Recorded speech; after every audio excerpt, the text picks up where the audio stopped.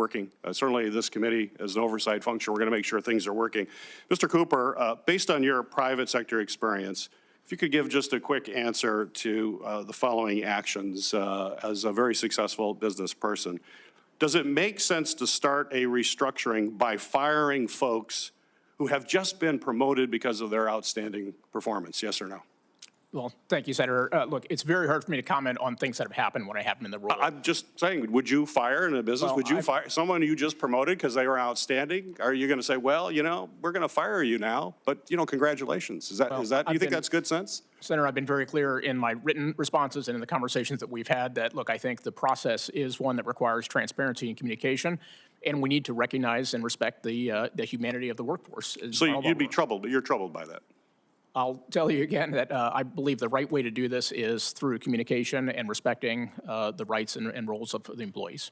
And the other question, does it make sense to fire everyone from a newly created office that your business believes is necessary and should be running, but you fire everybody in it anyways? Does that make sense? Certainly, look, if I were in a business context, the right thing to do would be figure out what are the functions that we need to do, what are the things that we think are critical, and we certainly wouldn't want to lose functions unless we understood, is there some other substitutionary way that we could provide those services appropriately? So basically, you would think about it before you did it. That's great. That's not what happened. So if confirmed, I hope that's the process that we see going forward, that we actually put some thought. And one other question, if I may, Mr. Chairman. Is it wise for business leaders to fire people with highly specialized, critical skills just because they're new? Yeah, again, Senator, as I mentioned, look, I think the right way to do things is we should make sure if we're going to fire somebody or eliminate a service and it's a critical service that needs to be provided, we should make sure that there is a way to deliver those services. Well, I hope there's forward thought. Thank you. Thank you, Mr. Chairman. Senator Moody. Thank you, Chairman. You were very measured in that response. I would say absolutely, if this last administration was walking out the door, some of the people they promoted and the money that they spent, it should absolutely be reviewed and reconsidered. You were very measured, and I respect that. I want to first thank you for being here, and thank you for using your gifts and talents and expertise and volunteering to serve your country. Probably doesn't pay as well as you might make on the outside world, and I really respect people that do that, so thank you. And I also say thank you to your family. Some of them I've been getting to know better. I have found over the course of my career, especially during transitions to new roles, it's harder on the families than it is those of us going through the career transition. And so I appreciate you supporting them, being here with them today. I know it means a lot to them, and certainly we thank you for supporting them through this. I happen to think, and this might be, I'm only 2 months in, but I have seen a lot of confirmation hearings over my first 2 months, and I happen to think that this specific hearing is one of the most important that we will conduct. And a lot of people don't know a lot about the Office of Personnel and Management and the Office of Management and Budget. I think right now, at this moment in time in our nation's history, and with this kind of leader at the helm like President Trump, these are probably two of the most important positions in this administration. And I say that because when President Trump was elected, he said, I am going to address the sprawling federal government, the wasteful spending, and indeed, the results showed this administration was given a mandate to examine this unelected federal bureaucracy that has ballooned over the decades and return it to being accountable to those elected by the people and ultimately to we the people. And you're coming in at a time where you have a leader that is willing to be brave enough to make the really hard decisions and be bold about that up front and say, in many respects, probably a good idea, as I mentioned earlier, but in some, these are going to be some tough choices on spending and policy, but we've got to make them. At some point, some leader's going to be in the position where they're going to have to say, some president's going to have to say, enough is enough, we've got to do something. It's not right for the future of this country and our children and grandchildren not to do something and step up. And now you're coming in at a time where you're expected not only to bring your expertise and experience to these roles, But I believe one of the reasons President Trump has put together such a great team, the things that he's looking for is not just expertise in the role, but a very crucial trait is the ability to communicate the importance of the actions that are being taken to the American people. Because rightfully so, in any time of transition and change, if the public doesn't understand how we got here or what's going on, I happen to think as things are coming out, Americans are like, what do you mean we spend our hard-earned tax money on this woke and wasteful, nonsensical program that totally conflicts not only with my own values, but American values and interests? I think they're shocked in many respects. I also think they're shocked in many respects how fiscally irresponsible we have been, and now we find ourselves, and we've got to have people step in and take charge for the sake of this country. So coming into these roles, and I'll start with you, Mr. Kapoor, how do you expect you will be able to take on that role of communicating transparently and responsibly in a way that understands the American public's anxiety with going through a necessary reevaluation of American priorities and spending? Yeah, well, thank you, Senator, and I think you and I discussed this. Look, I believe communication is absolutely critical here. Having, unfortunately, in my private sector career, been through many types of restructurings, when you do things where you don't communicate the narrative and help people understand not just what we're doing, but also why we're doing it, what the implications are, quite frankly, people create their own narratives, and unfortunately, that often does bring them to very dark places. And so I think one of the things that I hope to do through OPM is for us to be a leader in talking about what we're doing, why we're doing it. And again, I think we can take the very hard actions that you're talking about, but also respect the fact that we are talking about people's jobs here, and we have to be respectful of that. But I don't think we should confuse that with the requirement to actually bring people along and help them understand exactly why we're doing what we're doing. Mr. Yulin. Absolutely. I associate myself with both Mr. Cooper's comments, and one of the things that Senator Nichols didn't mention is part of my experience up here in the Senate and in Congress was on the communication side, and the need for clarity of message, purposefulness of advocacy, explanation, as I talked about, to the committee, to Congress, to the workforce, to the general public, is something that seizes me, and if I am confirmed, will be something that will be part of the work that I do as the Deputy Director for Management. Thank you, Mr. Chairman. Senator Hassan. Well, thank you, Mr. Chairman and Ranking Member Peters, for this hearing. To the nominees, thank you for being here today. Congratulations, and congratulations to your families, too. This is a big day for you and for them. Before I ask you some questions, I do want to say a quick word on the Trump administration's use of Signal, with a journalist included in the chat, to discuss the recent U.S. attack on Houthi terrorists in Yemen. It is imperative that a thorough, transparent investigation be conducted into the National Security Advisor's use of a commercial text application to discuss the timing of a U.S. military attack. This put our troops' lives at risk, and the fact that this administration won't acknowledge that is an insult to the men and women in uniform. We also know that members of the Trump National Security Council have used personal email accounts to conduct government business, and I hope that this committee will hold a hearing on this incredibly serious issue. I also just want to start, I was listening to the chair about the need to fire the federal workforce, and I just want to talk about the impact that these random, arbitrary mass firings are having on my constituents. Just this week, the administration essentially closed the entire office for LIHEAP, the Low-Income Energy Home Assistance Program established by Congress in 1981. It serves 6.2 million people from Maine to Texas, help with their heat. New Hampshire, it was 30 degrees on Saturday and snowing. It may be spring here, but it's not yet in New Hampshire. And in Texas, it's going to be real hot this summer, and one of the purposes of that program is to make sure that people can stay safe and cool enough in their homes during a blazing summer. So the administration, nothing transparent about this, they just shut the office, even though the money has been appropriated. So that's the impact on my constituents. At the same time, by the way, that the Trump tariffs are adding 10% to my constituents' home fuel bills.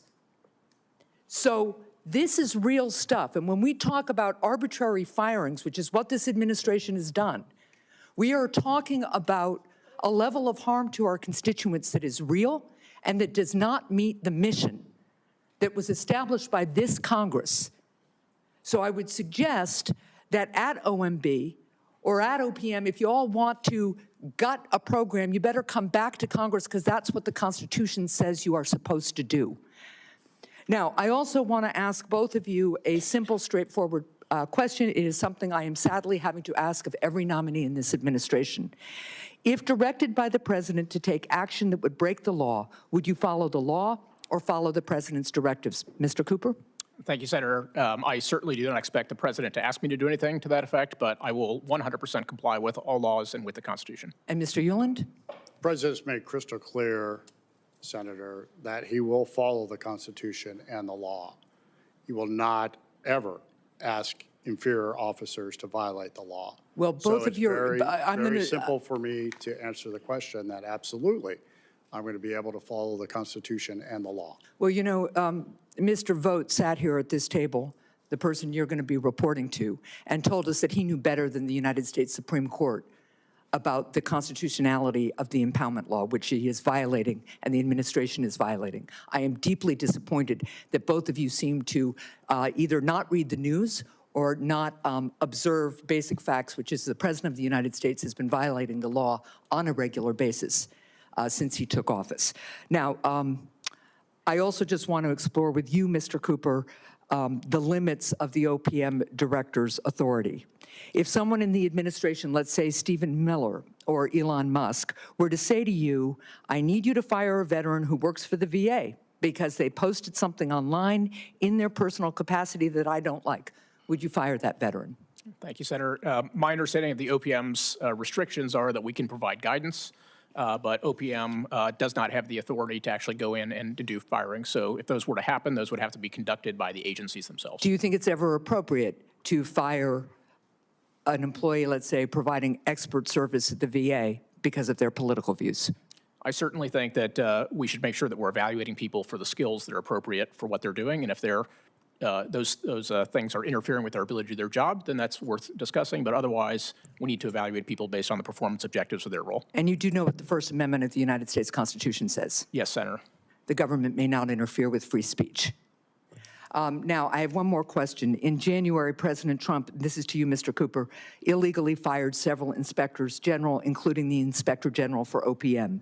Since then, in response to concerns that Elon Musk's Doge has improperly accessed the sensitive personal information of hundreds of thousands of Americans via OPM systems, the acting Inspector General at OPM has confirmed that his office is looking into the matter. Will you commit to allowing the acting Inspector General and his office to continue this investigation without any interference or retribution?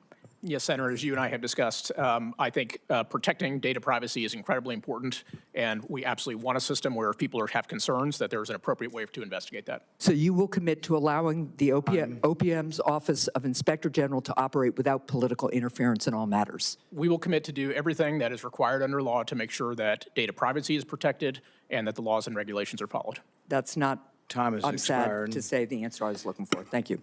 I'd like to interject just briefly at this point. There are allegations made that the president is acting illegally, and these are simply allegations and will be adjudicated by the court. In the previous Trump administration, he fired the head of the CFPB, the Consumer Financial Protection Board. It's the only operating case we have recently, and it went to the Supreme Court, and they ruled that he had Congress couldn't limit his firing. So there is a debate. Can Congress limit the president from firing people? It's not an open and shut case that something is either illegal or isn't illegal. It's going to be determined by the courts. This goes back to the Civil War. The radical Republicans tried to tell Andrew Johnson that he couldn't fire Edwin Stanton, the Secretary of War, and they made a statute saying he couldn't fire people in his own cabinet. That was ultimately struck down by the courts. There have been a series of cases, and there's going to be more. And I'm not sure whether the inspector generals are exactly the same as CFPB, but it's not an open and shut case on hiring and firing. And the president's going to have a certain amount of leeway, and the court's going to have to decide that. The same with the Impoundment Act. I side with many on your side who don't believe that they can impound funds indefinitely. But I think there's a real question whether or not waiting a month or 2 months or 3 months is impoundment or a pause. I really think the courts will have a tough time defining something as impoundment unless it's still sitting there through the fiscal year. If you get beyond September 30th, I think it's going to be pretty clear it's been impounded. Is that legal or illegal? That's going to be determined by the courts too. But I don't think it's absolutely certain that looking at spending and upending things and doing all the things that are being done now is yet impoundment. I think it's a debatable point. So from where I sit, I just wouldn't call things carte blanche, illegal, legal, or legal. And everybody has the right to do that, but there is another opinion, and I just want to make sure that was put forward. Senator Langford. Chairman, thank you. Gentlemen, thanks very much. You've put a lot of years in to be able to serve your nation and to be able to serve people, and I appreciate you stepping through this process. It's not a fun process to be able to go through for you or your family, and so I appreciate very much the work that you've already done to be able to prepare for this. I'm going to walk through several questions just as rapidly as I can. Scott, there was a massive data breach at OPM a decade ago. Every federal worker has still struggled with that and still feels vulnerable because of that. You've worked with data for a long time and have done a lot of great work on that. What are you going to do when you step into this role, if confirmed, to be able to help protect that integrity of that federal data? Yeah, so thank you, Senator. I certainly do not want to see a repeat of what happened, obviously, many years ago. One of the first things that I will do is do a full business review, not just of, all of our functions, but certainly data privacy and data protection. And so that will be one of the first orders of business when I hopefully have the opportunity to serve. Great, that'd be very helpful. There's been a lot of conversation about federal workers and being removed through the process, but we have just as much of a struggle, quite frankly, on the other side. There are 120 different hiring authorities. And every agency and entity says, I hate all of them on it because of the complexity. We have made the federal workforce incredibly complicated, both to hire or to remove or to be able to do oversight through the process. I want to talk about just the hiring portion of it, because we will get back to doing hiring in the days ahead for key roles, while we're in the process of also reducing the size of federal government as well. What are your thoughts on decreasing the complexity of the federal hiring process? Yeah, so as you may know, I think the president put out an executive order saying that we have a target now of 80 days to make sure from kind of imposition of a role to actually have somebody in seat. And one of the things that I expect OPM to do is to go through the entire hiring process. So everything from, quite frankly, I think you and I have talked to us, we do a really poor job of hiring people out of universities, for example. Right. We don't utilize our internships for full-time employment. There's all kinds of things I think we can do and we should do, both to streamline the process and, quite frankly, to ensure that we get the highest quality applicants through the process very quickly. I think it would be shocking to a lot of the American people that they find out, because a lot of people have served as an intern in some spot or as a journeyman in a different role and everything else, and we just assume those folks are trying to be able to get to that job. But in the federal workforce, that's incredibly difficult to move from an intern that some supervisor may say, gosh, they're really good at this, we should bring them on. And it's, yeah, they've got to go through a 120-day process, and by that point, they're gone on it. And so it is a real challenge. It's got to be able to be fixed. Telework is one of those things that there's been a lot of bashing on telework. But quite frankly, I have spoken out frequently on an issue for things like spouses of federal law enforcement or for active duty military, that they, by their job and their family, move every 3 years. It's very difficult for them to get to careers. There are some jobs that you can do by telework, where you're answering a phone and answering a question, for instance. You could do that literally from any place on earth. This is a great opportunity for people that are already serving in our military or serving in law enforcement for their spouse to also develop a career if they get into that job. That's one example of many on that. How would you handle the supervision of telework once we actually balance this out? Yeah, thank you, Senator. As you know, the president also has issued an executive order on that. And even in that executive order, his entreaty to OPM was, let's make sure we do this in a way that recognizes some of these cases that you're describing. So I want to make sure as we provide guidance through OPM that we do recognize, to your point, there may be instances where it does make sense to have a policy, particularly in the case of military spouses or, as you mentioned, other law enforcement individuals. So I think we need to approach those as individual matters. Great, thanks, I appreciate that. Eric, all you had to do was have Don Nichols introduce you, and I'm done. Okay, that was it. So once that occurs, I'm ready to vote, to be able to go from there. But Thank you, Senator. thanks for your many years of service, and you've served in so many ways for the American people.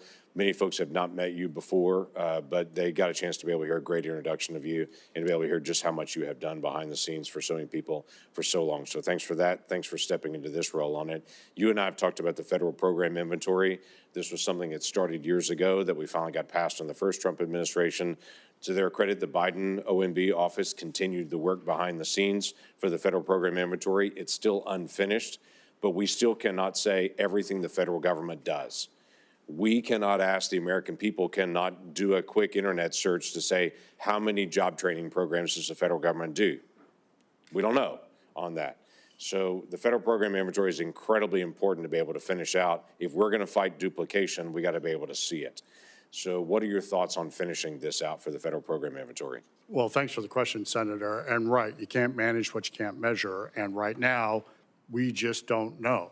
And that is incredibly exasperating to anybody going through line by line of the federal budget, trying to determine whether or not we've got it right. So my commitment is to drive the team to finish that inventory, to provide that roll-up and ultimately that information to Congress, to taxpayers, the general public, and then from there, help Congress and the director make decisions about what's appropriate in the federal fiscal envelope that ultimately Congress and the executive branch are going to Great, set. thanks. Two things that you and I talked about, I'm not going to ask you a question on, but just mention again publicly.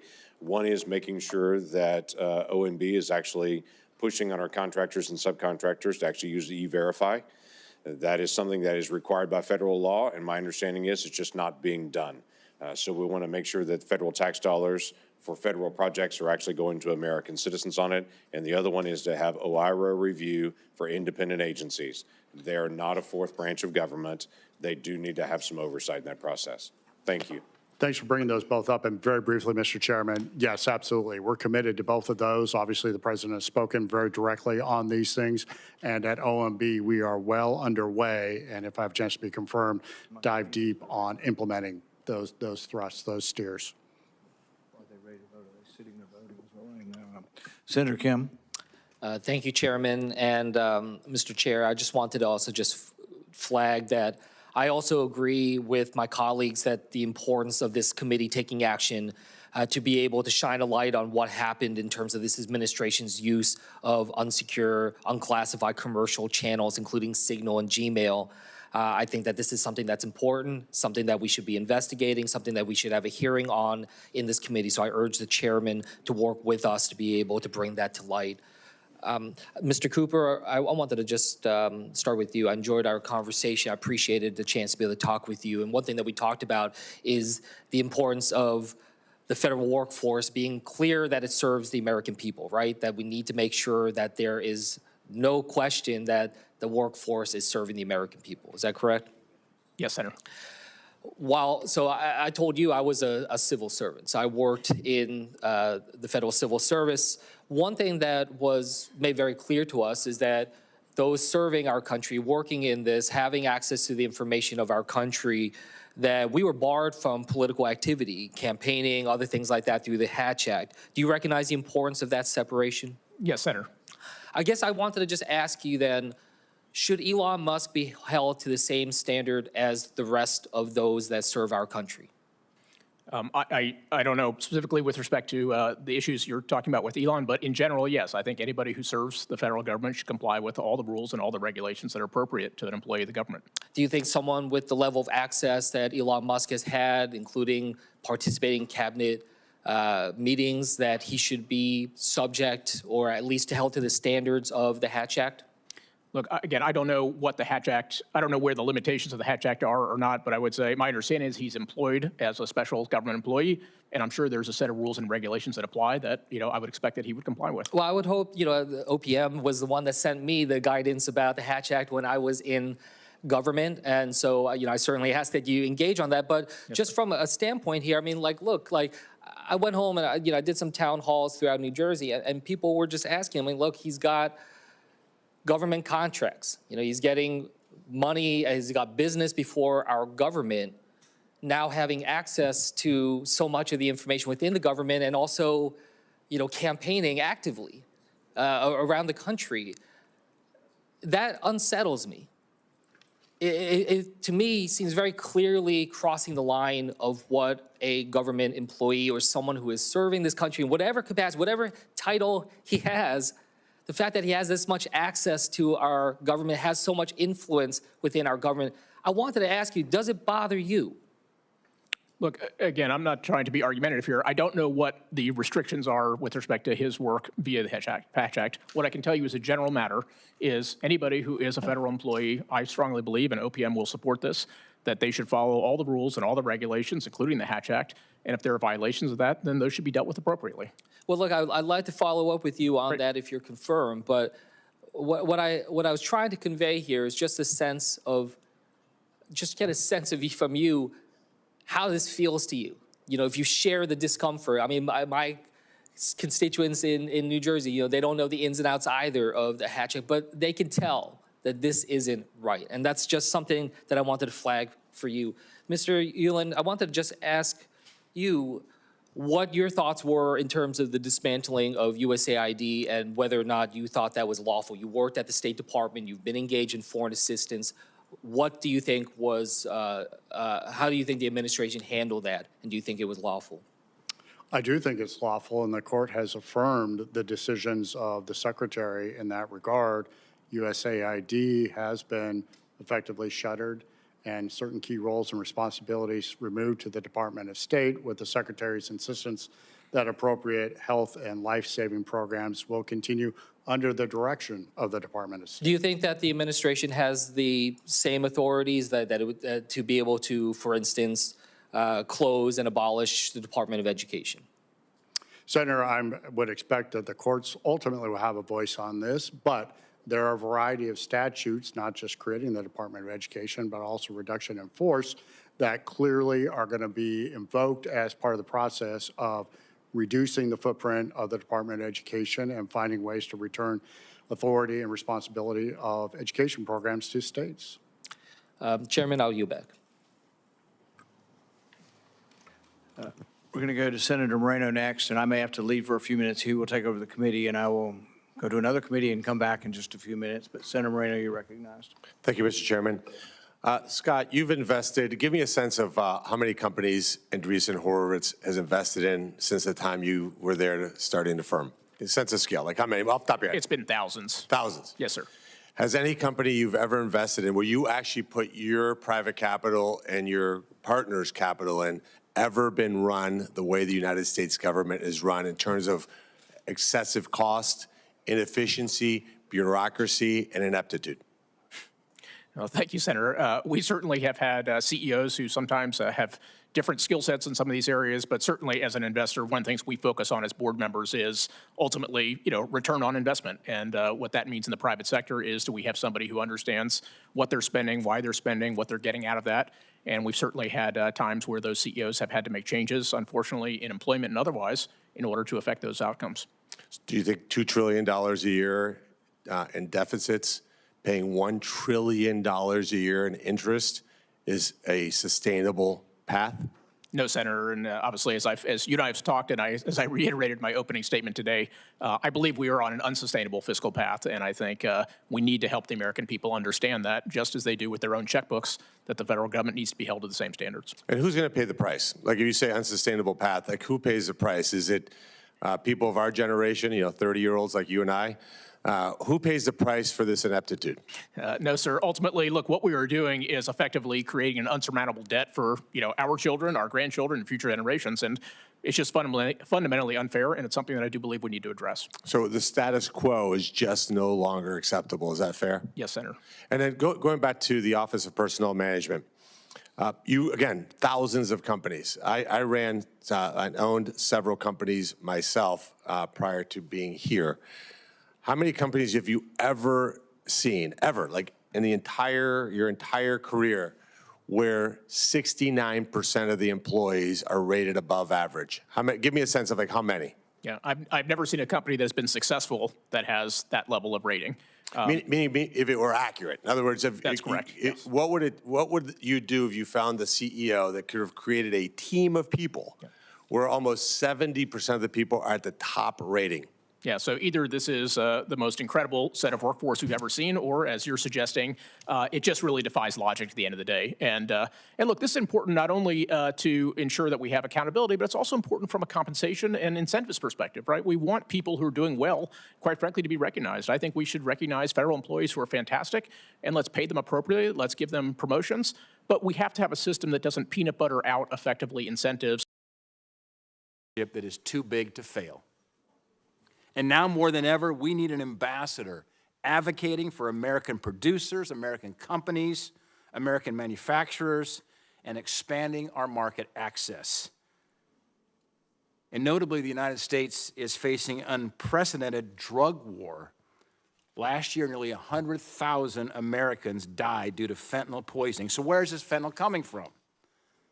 It's Mexican drug cartels primarily that manufacture these lethal drugs, but it's chemicals coming straight from China to these cartels that are manufacturing the drugs. China must do its part to stop exporting these raw materials across the globe. These challenges are daunting. We need an ambassador who is clear-eyed about the geopolitical realities we face, but one who also possesses a deep understanding for the culture and the customs of the Chinese people. And that person is David Perdue. A husband, a father, a grandfather, a man of faith, and a man of character. He loves his country.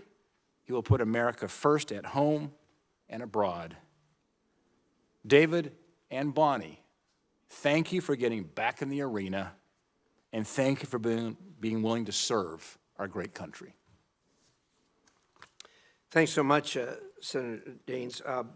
Ms. Crowley, Senator Cruz is going to introduce you, but he isn't here yet. So again, I want to apologize. We're going to do things a little. Senator Paul's here. So we have numbers. We're good to vote. What's that? We're good to vote. We have a form. Okay, well, is it all right if we take the business meeting now? We're going to adjourn the hearing and go to a business meeting briefly. Please be with us.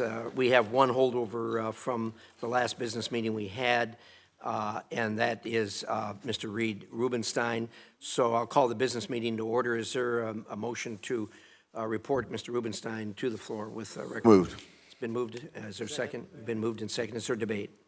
Yes. Senator Shaheen. Thank you, Mr. Chairman. I just want to say a few words about the nominee to be who has been chosen to be the legal advisor for the State Department, Mr. Rubenstein. Now, I believe that each nominee should have a chance to make his or her case in a hearing before this committee, and Mr. Rubenstein was given that chance. But at a time when this administration is showing disregard for the law and the Constitution, I found it deeply troubling that at this hearing, Mr. Rubenstein would not commit to upholding the law. This shouldn't be a difficult question, especially for an attorney with Mr. Rubenstein's history. It should not be a position that attracts a lot of attention, but the person filling this role has enormous influence over the direction of our nation's foreign policy. The role advises the Secretary of State and the entire State Department on everything from the law of war to issuing visas to arms sales to keeping Congress informed. I support nominees who are experienced and deserving of Senate confirmation, regardless of who nominates them. But I don't believe that Mr. Rubenstein should be confirmed, particularly at this moment in time, for such a consequential position when he couldn't even say that he would uphold the rule of law. So I intend to oppose his nomination, and I hope my colleagues carefully consider, as I know they always do, their votes. Thank you, Senator Shaheen. We appreciate that. Is there further debate on the nomination? There being none, the clerk will call the roll. Mr. Ricketts? Aye. Mr. McCormick? Aye. Mr. Daines? Aye. Mr. Hagerty? Aye. Mr. Barrasso? Aye. Mr. Lee? Aye. Mr. Paul? Aye. Mr. Cruz? Aye. Mr. Scott? Aye. Mr. Curtis? Aye. Mr. Cornyn? Aye by proxy. Aye by proxy. No. No by proxy. No by proxy. No by proxy. No by proxy. No by proxy. No by proxy. No by proxy. No by proxy. No. Aye. Clerk will report. The motion has carried. We'll adjourn the business meeting and return to our nominations hearing. With that, Senator Cruz having arrived, would you care to introduce Ms. Crowley?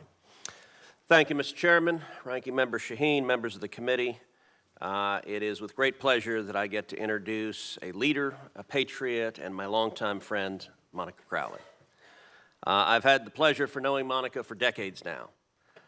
In fact, she was one of the very first people to have me on her radio show some 20 years ago when I was the SG of Texas. And we have been friends. She later became one of my very first supporters when I decided to run for Senate. So for everything I have done wrong to you, you can blame Monica. It is her fault. This is not good. I may be lobbying for votes against you on both sides of the aisle. I apologize for that. Apart from her distinguished character and her exemplary leadership, Monica has all the credentials for the position of Chief of Protocol. She has multiple master's degrees and holds a PhD in international relations from Columbia University. She is a New York Times best-selling author, and she's had an extremely successful media career. On top of that, Monica's worked for 2 presidents. At just 22 years old, Monica was hired as a research assistant under President Richard Nixon, and she remained quite close to President Nixon, and I will say to this day, both Monica and Hugh Hewitt are angry at me because I wrote a book chapter blasting Nixon as a crook. I apologize, Monica, but he was a crook. She later served as Assistant Secretary of the Treasury during President Trump's first term. Monica is dedicated to service and has been a leader in the academy, in media, and government. Once again, she is stepping forward to serve our nation at the highest level of diplomatic engagement, and she is well qualified to represent the President and the interest of the American people overseas and at home. Mr. Chairman, Ranking Member, members of the committee, I highly encourage you to support the nomination of Monica for Assistant Secretary of State, Ambassador, and Chief of Protocol. Thank you. Thank you very much, Senator Cruz. What we'll do now is I'm going to make a few opening remarks. I'm going to then yield to my distinguished colleague to do likewise. We will then hear from the 2 nominees. We'll then open it up to a round of 5-minute questions in the second round if there's a desire to do so. So let me say that today we will consider 2 more President Trump's nominees, Ms. Monica Crowley to be the State Department's Chief of Protocol and Mr. David Perdue to be the Ambassador to China. Senator Perdue, I might say about many of our nominees that we see here that they have a big job ahead of them. That goes really very strongly for you. China's our biggest challenge over the rest of this century. We all know that they challenge us in many ways. I would say that President Trump and I agree that China is America's greatest long-term competitor, to put it as kindly as I possibly can at this moment. But as you know, the previous administration treated China like an ally who we disagreed with, rather than an authoritarian aggressor that takes advantage of America and our allies at every level. The Chinese government is fundamentally different than that of the United States. Where America promotes free markets and innovation, China clamps down on business, steals IP, and dumps its products, distorting American markets. Where America believes that every person was created equal and has God-given inalienable rights, the Chinese government is committing genocide against the Muslim Uyghurs and other ethnic and religious minority groups in China, and harass people in the United States living on American soil who disagree with the Chinese Communist Party. And where America believes in protecting a free and open Indo-Pacific, the Chinese government coerces its neighbors and pursues the opposite. China isn't acting alone here, but rather it is building an authoritarian alliance with Russia, Iran, and North Korea to undercut the United States. And through its Belt and Road Initiative, China looks to recruit non-traditional allies around the world, luring them in with predatory investments to draw them farther away from America. In this administration and in his first term, President Trump demonstrated he will be tough on China, and he'll do the work to get results. I look forward to hearing about how you will execute on his vision and address the myriad economic, military, technological, and ideological threats that China poses to the United States of America. Particularly, I hope to hear how you will compel the Chinese government to address the flow of fentanyl into the United States and stop China from financially propping up companies that produce it. I know that with President Trump at the helm, the days of endless dialogue to no effect are over. I hope you make it clear to your Chinese counterparts that they won't be able to sweet-talk their way out of making real change any longer. Ms. Crowley, at this turbulent time in foreign policy, you will be at the center of many of the important conversations, difficult negotiations, and, of course, the happy celebrations that will mark this administration. As Chief of Protocol, you'll be charged with creating an environment that is conducive for working with our allies and countering our adversaries, all to advance President Trump and Secretary Rubio's foreign policy. I look forward to hearing how you will work to foster cooperation that advances American interests. I appreciate both of you for being here today. I appreciate both of you being willing to serve under what are going to be difficult circumstances as we go forward. And with that, I will turn it over to my distinguished ranking member, Senator Shaheen. Thank you, Chairman. Welcome to today's nominees and to your families. We appreciate your willingness to continue to serve the country. Around the world right now, China is stepping in as we are stepping back, sadly. China is replacing canceled American child nutrition programs in Cambodia. China's rescue workers are responding to the earthquake in Myanmar before the United States. And Chinese disinformation is going to fill the vacuum that has been left by efforts to eliminate Radio Free Asia and Voice of America.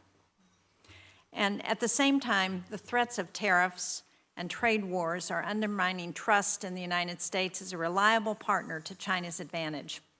Just this week, two longtime allies, Japan and South Korea, met with China to deepen trade ties in response to President Trump's tariffs. This is a trend that extends beyond Asia, sadly. From Greenland to the Panama Canal, saber-rattling to extract concessions will lead friendly governments around the world to hedge their bets with the United States, to explore closer relationships with China in the long term.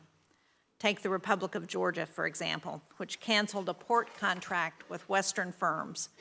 Recent reports indicate that it intends to award that project, which is on the Black Sea, to a Chinese company. This is an issue that both Chairman Risch and I have worked very hard on to try and move Georgia forward, and it's deeply disappointing to see this opportunity slip away. Senator Perdue, I know that you're aware of the challenge that China poses. We had a very good conversation when we met before this hearing. I know that presidents of both parties have also recognized this threat, and that President Trump certainly has articulated this threat. But I'm afraid that despite recognizing the threat, we're actually weakening our hand by our actions.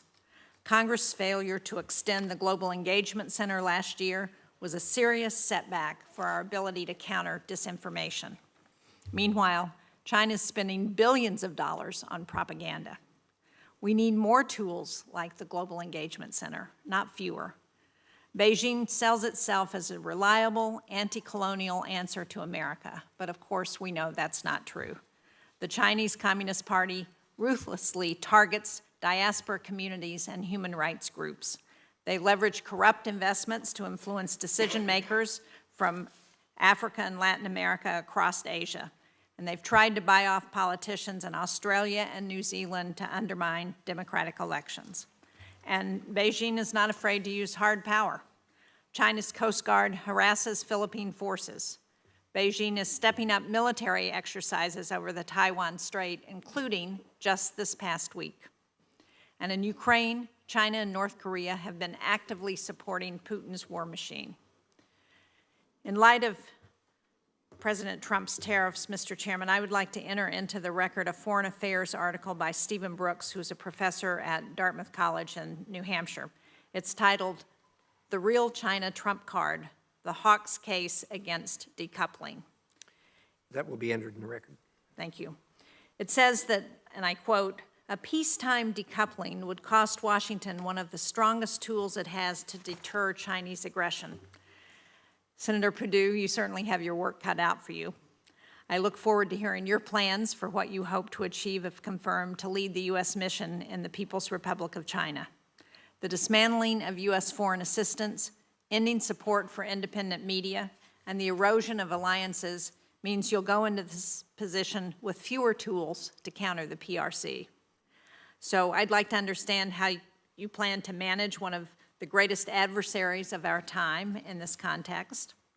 Ms. Crowley, I've noticed, I'm sure you noted that I have focused the bulk of my remarks on the issue of China, but I also want to hear from you on how you would approach the post of Chief of Protocol should you be confirmed. Thank you, Mr. Chairman. Thank you, Senator Shaheen. Well, David, you've heard Gene and I lay this thing out. You're sure you still want to do this? Yes, sir. All right, have at it. You got 5 minutes to tell us why. Thanks so much, and we'd ask you both to keep your remarks to 5 minutes. Anything else you want to put in the record, we'll extend it as long as you'd like in the record. Thank you. Well, thank you, Mr. Chairman and Ranking Member. Chairman Risch, Ranking Member Shaheen, members of the Senate Foreign Relations Committee, and staff.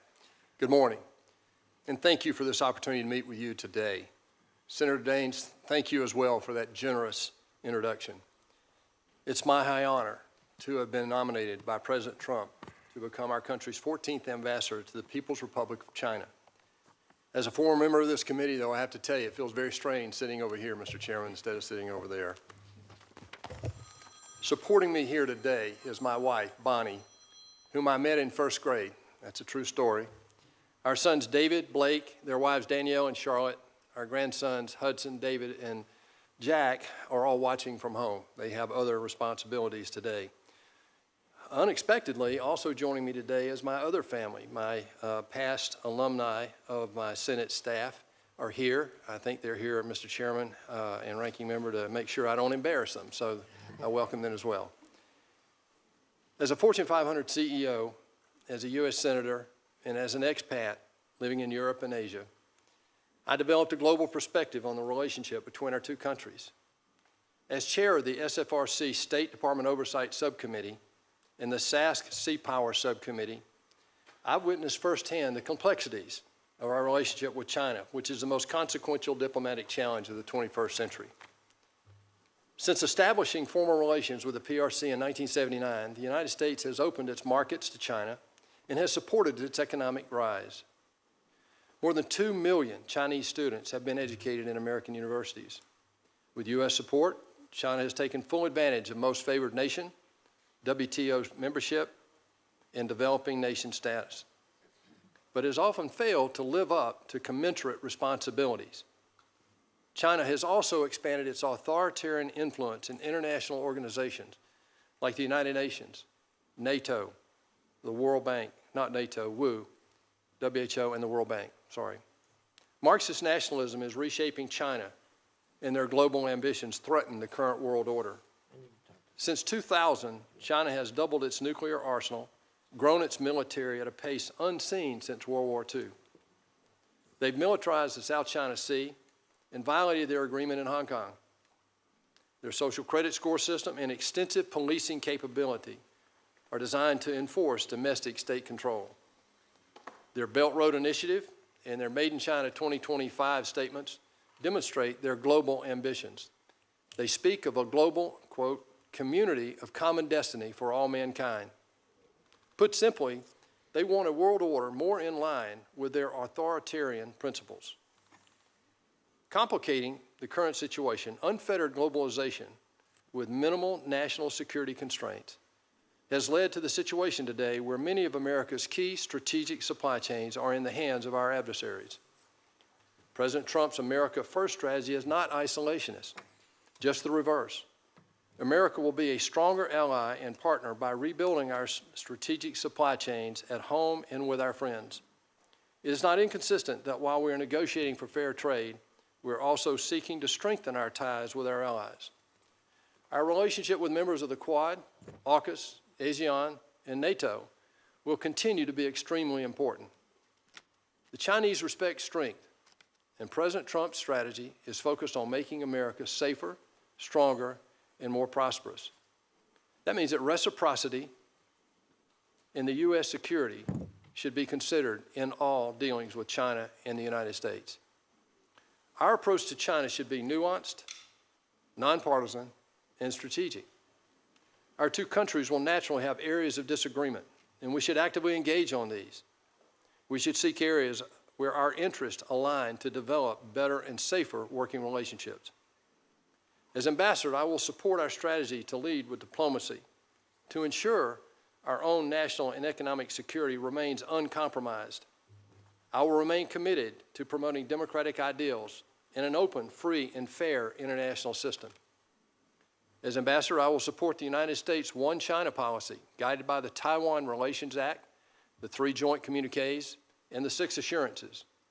We remain committed to a peaceful resolution that is acceptable to the people on both sides of the strait. We oppose unilateral changes to the status quo. As ambassador, I will ardently communicate our objections to China's penetration into our power grid, our ports, and our personal lives. Having participated in U.S. FONOP exercises in the South China Sea, I've seen firsthand China's militarization and will work to support open and free navigation whenever international law allows. I will also ensure focus on our priority to eliminate fentanyl precursors and hold China accountable on human rights. I will work to increase the tempo of diplomatic dialogue to get results and to achieve fair and reciprocal trade between the 2 economies. I will uphold American values, represent American interests, and support strong partnerships with our friends. Finally, if confirmed, I look forward to working with America's dedicated Foreign Service civil service personnel and their families who are at the tip of the spear promoting and protecting American interests in a very challenging environment in China. Mr. Chairman, Ranking Member, I approach this nomination with a strong sense of responsibility. I'm energized and sobered about the opportunity to impact the most difficult diplomatic relationship of our time. Thank you for your consideration, and I look forward to your comments and questions. Thank you, Senator. Ms. Crowley. Well, good morning, and thank you, Mr. Chairman, Ranking Member Shaheen, and distinguished members of the committee. It's truly an honor to appear before you today as President Trump's nominee to serve as Chief of Protocol. It was the honor of my life to serve in the President's first administration, and if confirmed, it will be an even greater honor to serve once again by representing this extraordinary President and our exceptional country. I am deeply grateful to President Trump for his faith in me and to this committee for its kind consideration. I also want to thank Senator Cruz for his kind words, support, and friendship over the years. And it's a privilege to share this hearing with my fellow nominee and friend, Senator David Perdue.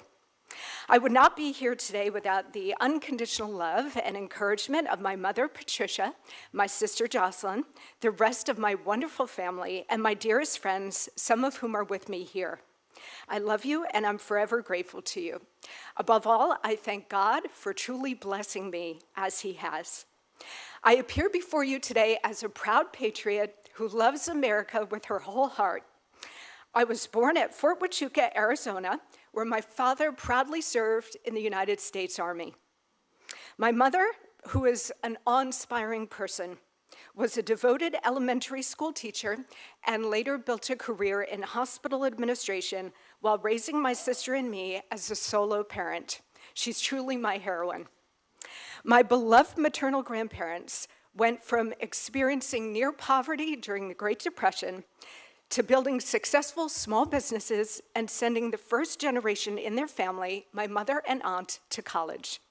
I believe in the American dream because my family and I have lived it with all of its blessings. While studying international relations at Colgate University, I was profoundly inspired by one of former President Richard Nixon's best-selling books on foreign policy, which ultimately led to my first professional position as foreign policy assistant to the former president during the last years of his life, which is a critical point to make, Senator, the last years of his life. I worked closely with him on his final 2 foreign policy bestsellers and many influential policy speeches, joined his international trips, met with numerous chiefs of state and other high-ranking foreign officials, and served as a sounding board for his groundbreaking thinking on foreign affairs. His extraordinary mentorship and unparalleled real-world experience were invaluable, particularly as I completed my graduate studies in international relations at Columbia University, earning 2 master's degrees and a doctorate. I've also enjoyed a prominent career as an opinion journalist on politics and foreign affairs for many national platforms and as a New York Times bestselling author. During President Trump's first term, I was honored to serve as Assistant Secretary of the Treasury for Public Affairs.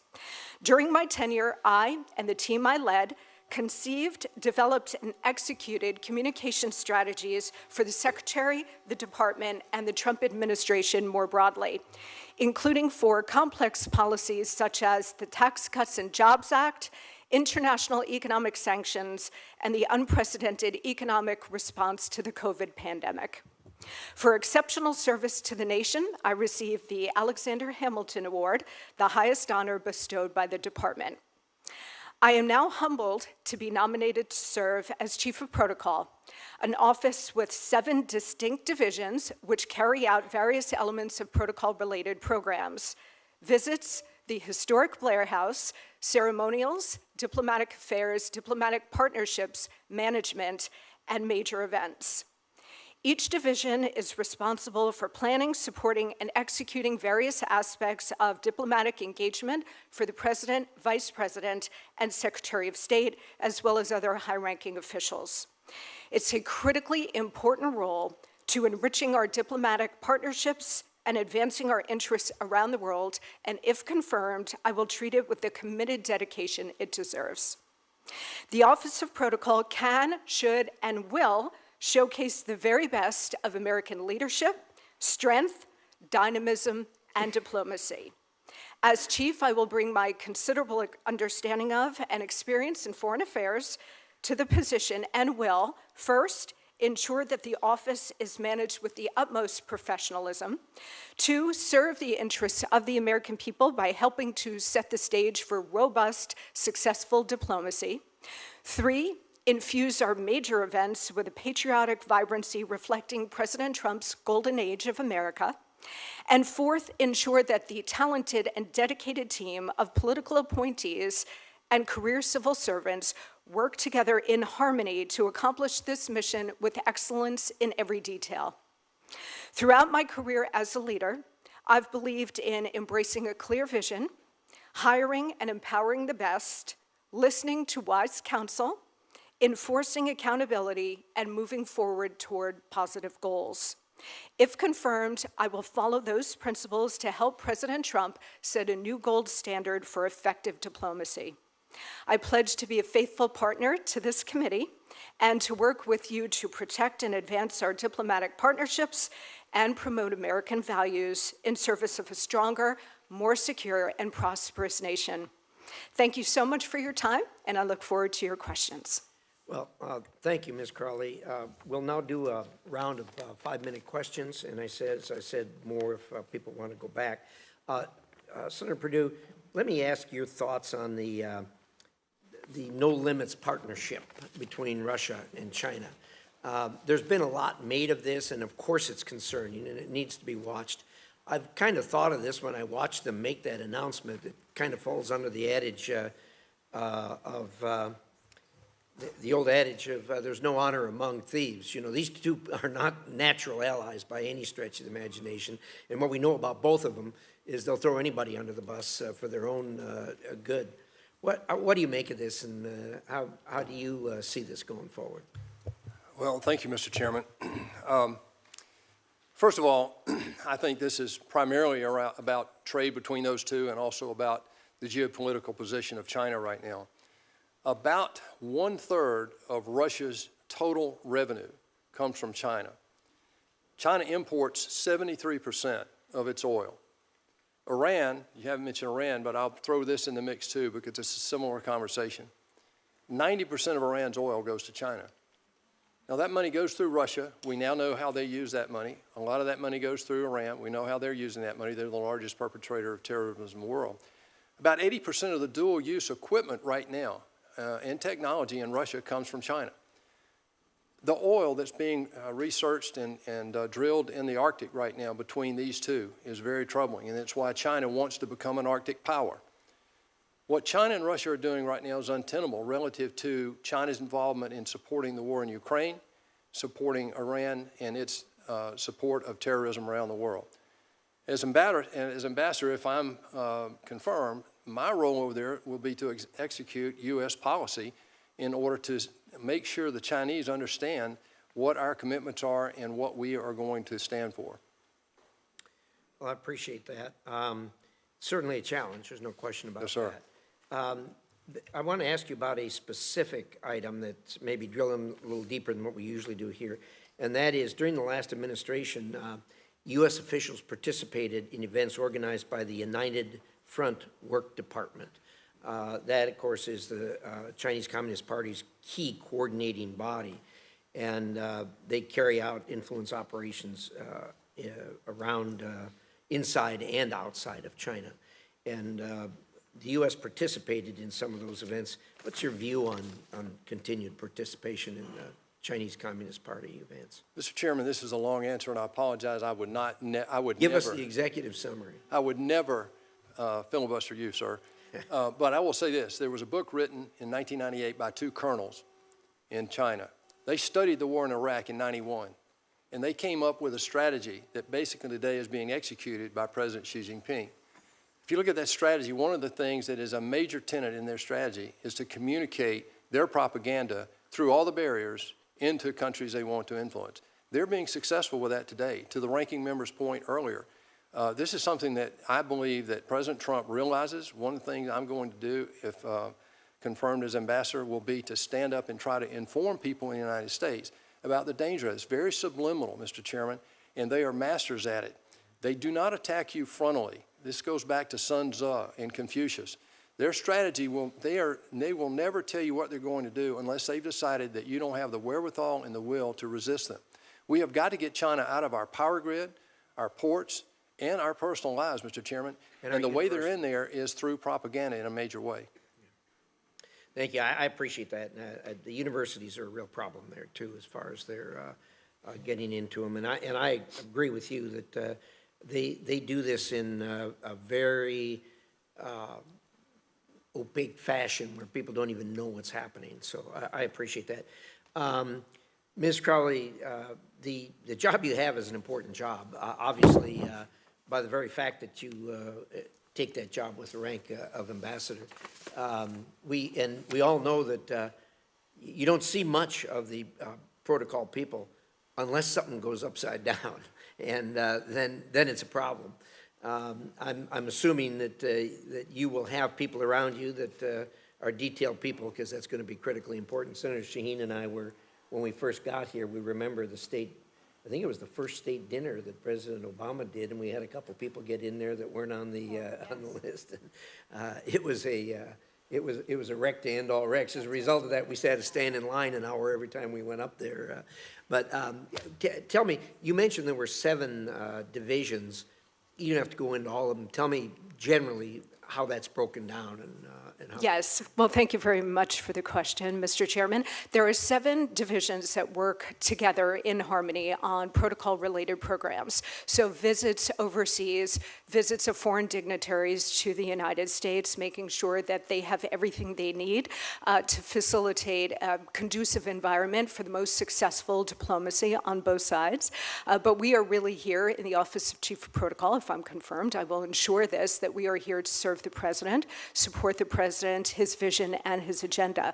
The office has visits. Obviously, President Trump has had a number of chiefs of state already visit. A number of bilats have already occurred. So visits overseas, that particular aspect.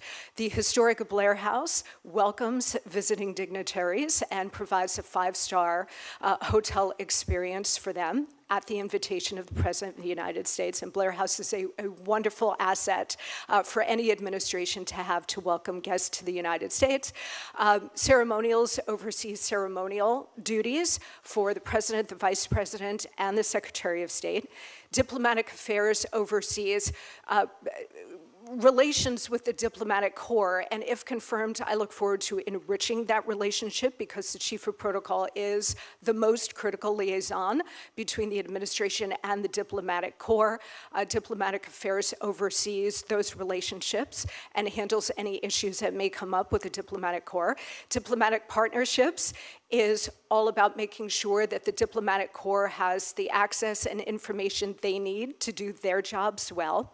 And then, of course, you have management, which is the day-to-day management of the Office of Chief of Protocol, and major events, which oversees, as in the definition, oversees major events, including summits like the G7, the G20, NATO summits, and so on. Big job. Senator Shaheen. Thank you. Senator Perdue, I have a long list of questions, but I want to start by following up on something you just said about information and information warfare. Because the first hearing that we did before this committee this year was on China. And we heard testimony that China spends over $1 billion a year on propaganda, on trying to sow disinformation and misinformation around the world. So can you talk about what you think we should do to respond to that? Well, thank you, Madam Ranking Member. First of all, before I answer your question, I want to make a comment, Mr. Chairman, to thank the Ranking Member for your forbearance in my presence here today. This would not have happened in any other administration that I know about, and you've done something today that's really never been done before, and I want to personally thank you. I will commit to you as well that in the future I will remind our Republican colleagues when the tables are turned that I will remind them of what you did today. So thank you very much. Thank you. Answer your question, this is one of the major dangers we have right now because as the chairman just said, it's very subtle, it's hard to recognize. One of the ways that there are two things that I would suggest, having lived over there and seen them doing this for the last 30 years. What we have to do is defend that here at home. That means we have to have an education system about the dangers that they provide us today. Most people are not aware that they're in our power grid. They're not aware that they're collecting our data. They're not aware that our ports can be manipulated by people in China. So that is an education process that we owe our people. The second thing is, I don't think this is a unilateral issue. I think that if you look at the relationships we have around the world, people have got to wake up that the world is bifurcating, and China is accelerating that bifurcation. You have totalitarian states on one side, you have democratic states on the other, and as that study just said, the one you referred to at Dartmouth, that 34% of the world's global profit the U.S. is responsible for that 34%. The rest of the world, in the democratic world anyway, is about 32%. So they have about 2/3. China only has about 16% according to that study, and I would back that up in my personal experience. Well, we've got to develop a relationship with these allies that will help us develop the message and communicate not just to China, but to the people that China is trying to perpetrate this on. And I certainly agree with that, which is why I find dismantling the apparatus that we've had to do that so disturbing, that we no longer have what was so important as we were able to help encourage the fall of the Soviet Union, help provide factual information into those communist countries around the world, that the administration has suddenly dismantled all of that apparatus in ways that are going to not allow us to have that ability to provide factual information to counter what the Chinese are doing. And I would ask you, Dr. Crowley, I know this is not part of your portfolio, but as somebody who has been very engaged in the media over the years, how important do you think it is that we are able to get across the differences between the United States and China to not just the PRC, but to the countries that they're trying to influence around the world? Well, thank you for that question, Ranking Member. I appreciate the question, and I also appreciate the importance of soft power, which is what your question gets to as well. I think the question before the administration is how best to do that. The president won with a historical mandate and in last November's election, and part of that mandate was to root out waste, fraud, and abuse, make the government work more efficiently for the American people, and to protect the American taxpayer. I think those are things that all Americans agree on and support. I think we all agree on waste, fraud, and abuse being good to get rid of. I think we would disagree on what is constituted waste, fraud, and abuse. And I don't think that dismantling our way of responding to our adversaries constitutes waste, fraud, and abuse.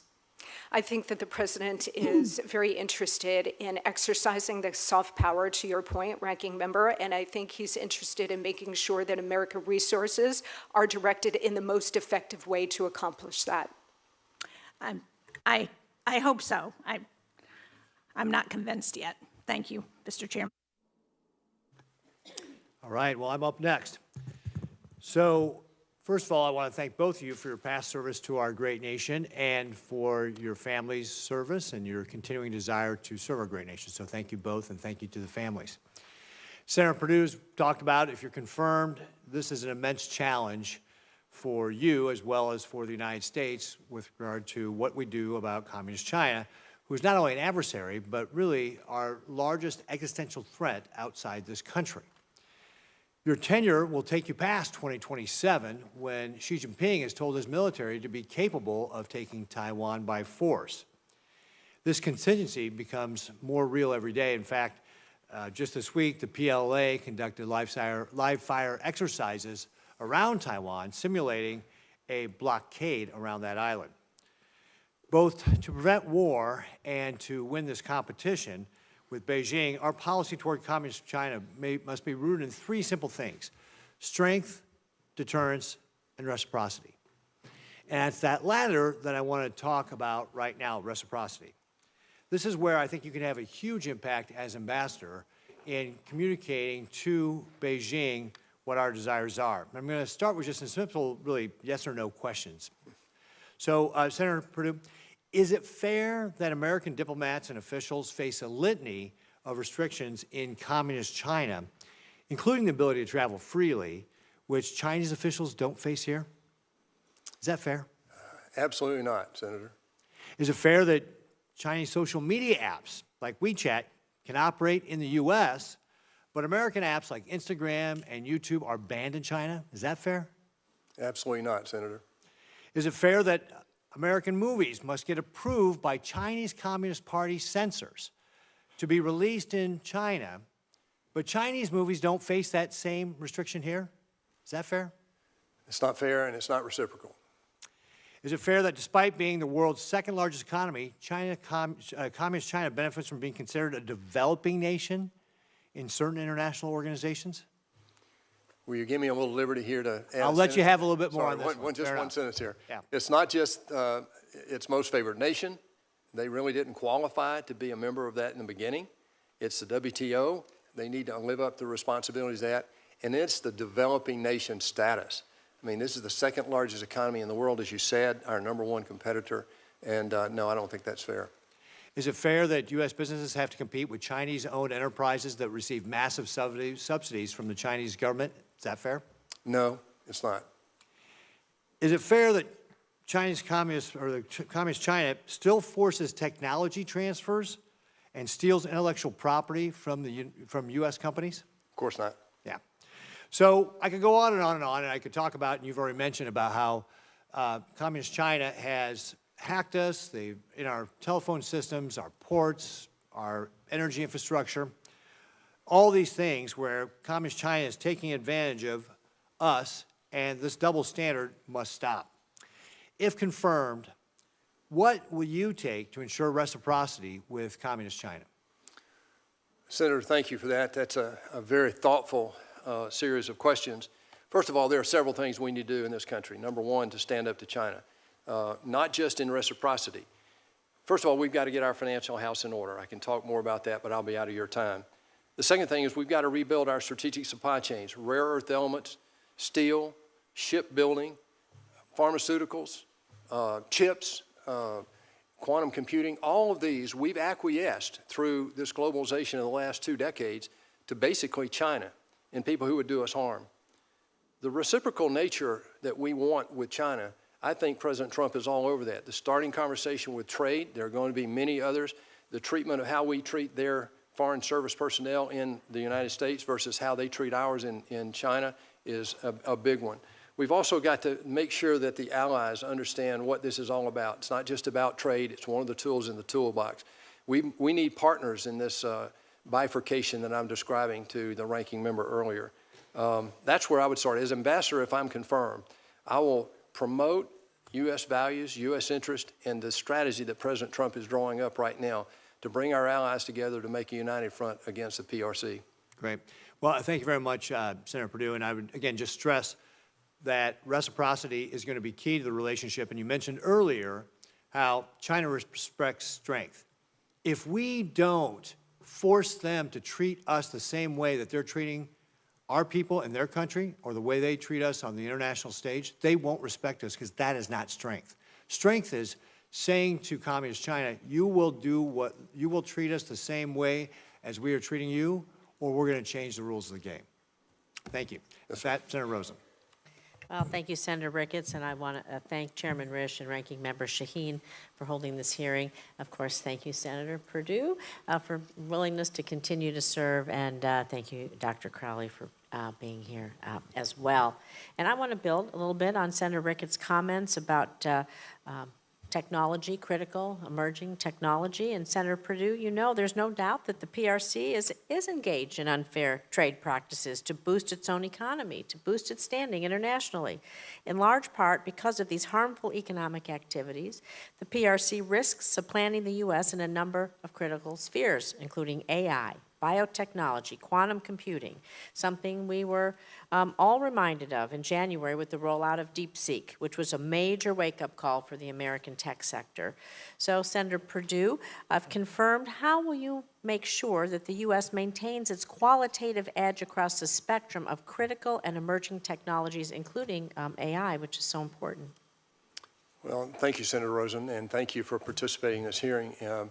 That's a great question, and one of the things that it's already been mentioned today, and that is that, you know, we've got to protect what we're doing in this country better than we have in the last 30 years. This is not a partisan observation here. We give China, and it goes back to reciprocity, Senator Ricketts.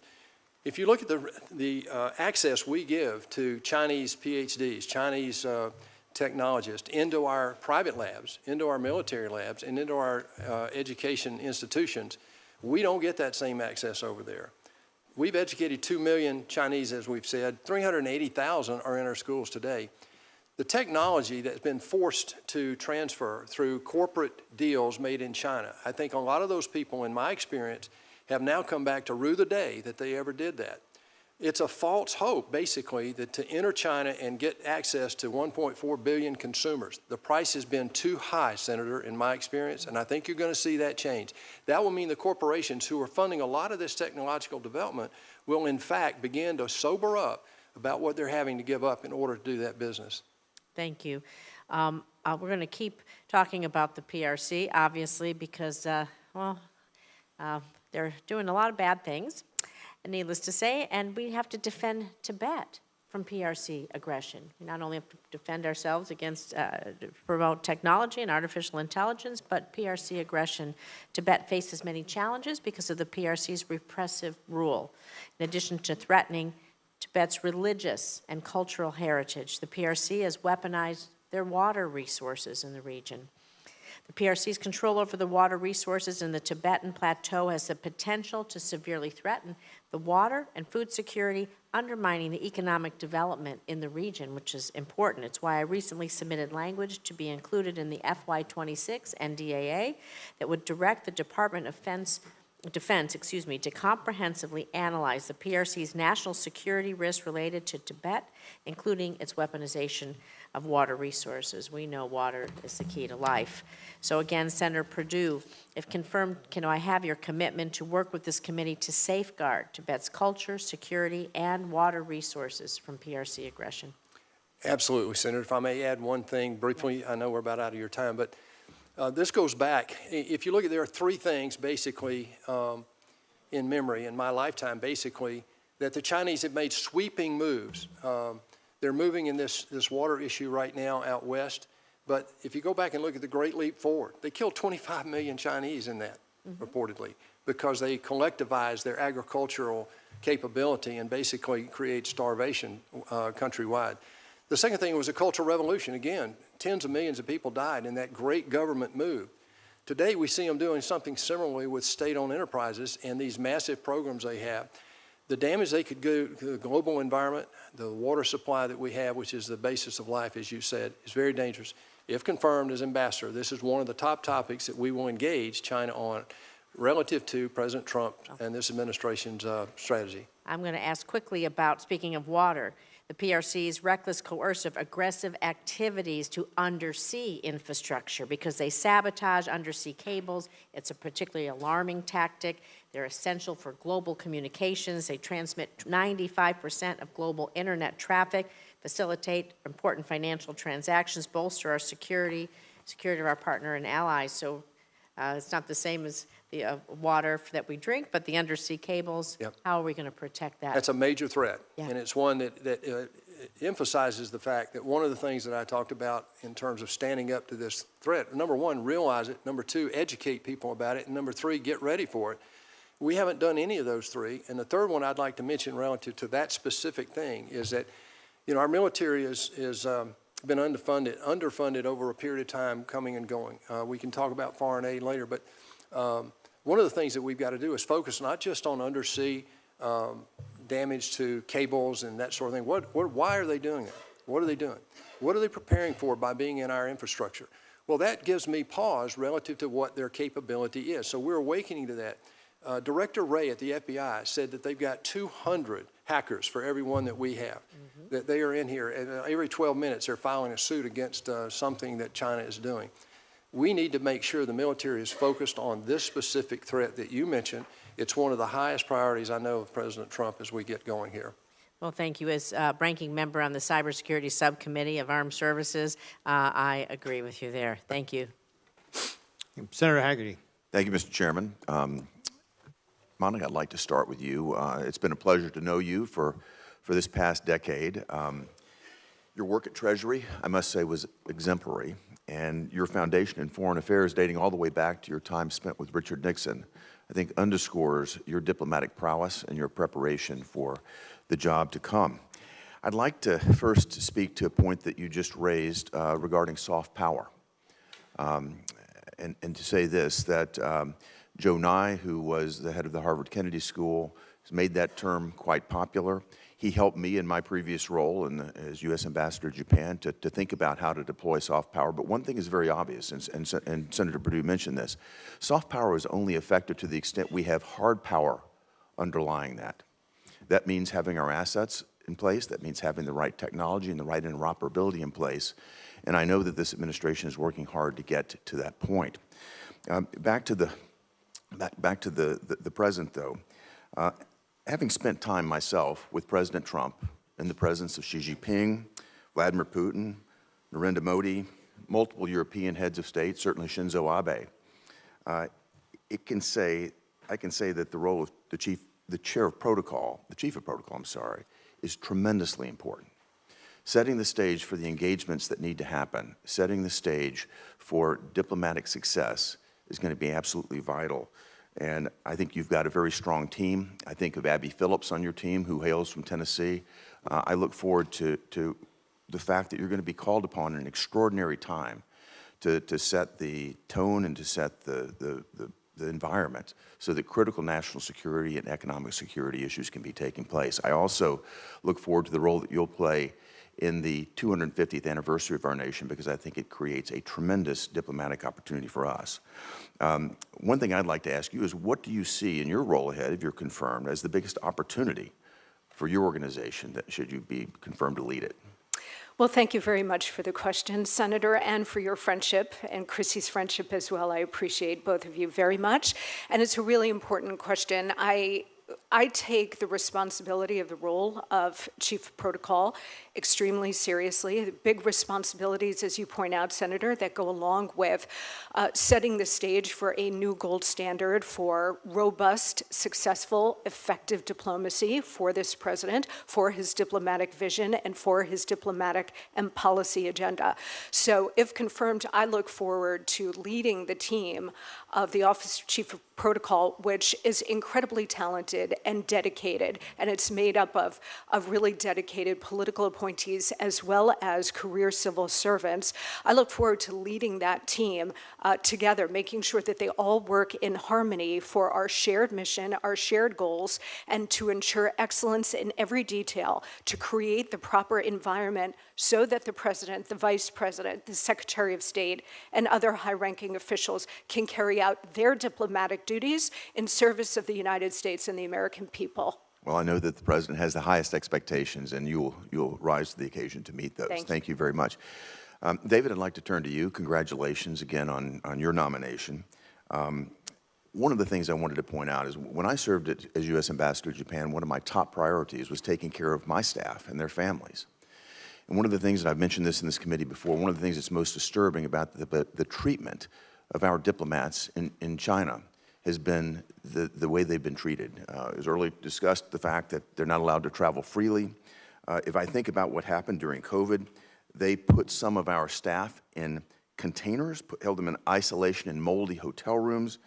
They took stool samples from them, blood tests for them. I just think it's totally egregious what took place. And in my view, it's just wholly unacceptable. I know that you'll do everything that you can to protect U.S. diplomats and their families in China. I'm just going to ask you this question very quickly. If you receive reports of harassment or abuse, will you immediately report those not only to the Trump administration, but to this committee so that we can act upon it? Absolutely. In my conversation with the ranking member, this came up as well, and I made that similar commitment then. Thank you. Thank you. I'd like to turn to China and their participation with Iran in purchasing Iranian oil. In recent years, over 90% of Iranian oil exports were purchased by China.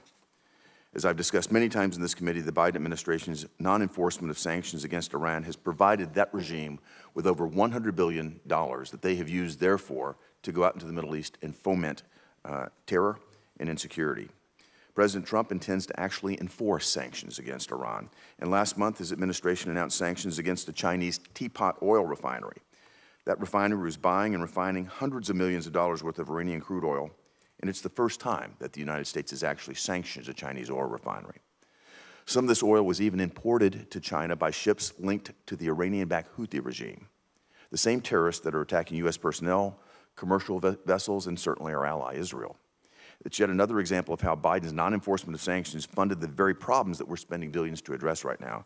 So if confirmed, David, do you commit to conveying to the Chinese government in the strongest possible terms that the United States will not tolerate Chinese activities that finance Iran and its terrorist proxy groups, especially those terrorist groups that attack the United States and its allies? Of course. Along with protecting American personnel in China, this will be one of my top 5 priorities, Senator. Let me say one more thing about this. This is a broad topic. Number one, our sanctions are beginning to not work. The Chinese-Russian trade right now, the sanctions aren't working there on dual-use equipment, primarily because they're denoting those transactions, as you know, in rubles and in renminbi. Also, this is a very perverse conversation that you bring up here. I'll be very brief.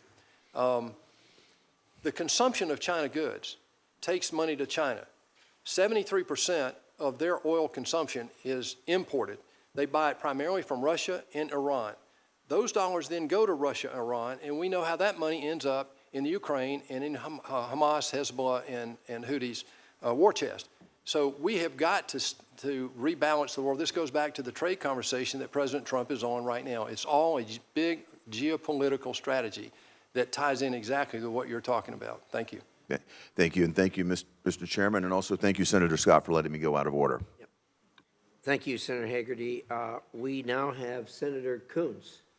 Thank you very much, Mr. Chairman. Great to see you again, Senator, and a former colleague. I just want to thank Bonnie and your family for supporting you in your service, and forgive me, I'm going to keep this tight and just question you for 5 minutes. My apologies. Congratulations on your nomination, Dr. Crowley. As you know, I was also in a manufacturing business for many years and had the experience of trying to deal with China and Chinese IP theft, forced technology transfers. I assume that your awareness of and grounding in this will make it a top priority for you to work to protect American innovation and work across the government and the interagency to advocate that. Is that correct? Absolutely, Senator. I have the scars to talk about in that area. and it will be one of my top priorities. Thank you. You have been nominated for one of the most important ambassadorships. I hope you've consulted with Nick Burns, who I think served well in the post. Could you repeat that, Senator? I'm sorry. I hope you'll have an opportunity to consult with Ambassador Nick Burns, who served absolutely. previously. No, I've talked to, we actually have that committed at this point. Your words, we are in the middle of a fight to ensure that the free world stays free. And I'm increasingly alarmed by the close cooperation between China, Russia, North Korea, and Iran. Do you share that concern? Absolutely, Senator. When North Korea deployed thousands and thousands of troops and put them into the meat grinder of Russia's illegal and immoral invasion of Ukraine, they did so in order to gain access to the knowledge of the latest technologies on the battlefield and to gain benefit for North Korea. One of my core concerns is that these theaters are interconnected, that our challenge with China requires allies, resources, and attention. It's why I moved to partnering with Senator McConnell on the Defense Subcommittee on Approps. But our interconnected world means that when North Korean troops are serving on the front lines in the war of aggression against Ukraine and Iranian sanctions aren't fully biting because China is offering a secondary offtake market, we have to deal with this. Some of my colleagues have claimed that it was the U.S. withdrawal from Afghanistan that precipitated Russia's invasion of Ukraine. I could debate some of that, but let me just agree that the world is interconnected and that when our credibility is harmed, dictators are emboldened and aggression is more likely. So if Ukraine is forced to surrender, if Russia emerges victorious, and our leadership is questioned in the world by our allies and those we have stood alongside, I think by the same logic, Xi will inevitably be emboldened to believe that he can take on his vision to reacquire Taiwan, the Philippines, the South China Sea, to be more aggressive regionally. Would you agree with that? Well, Senator, that's a complex question. It's a great question.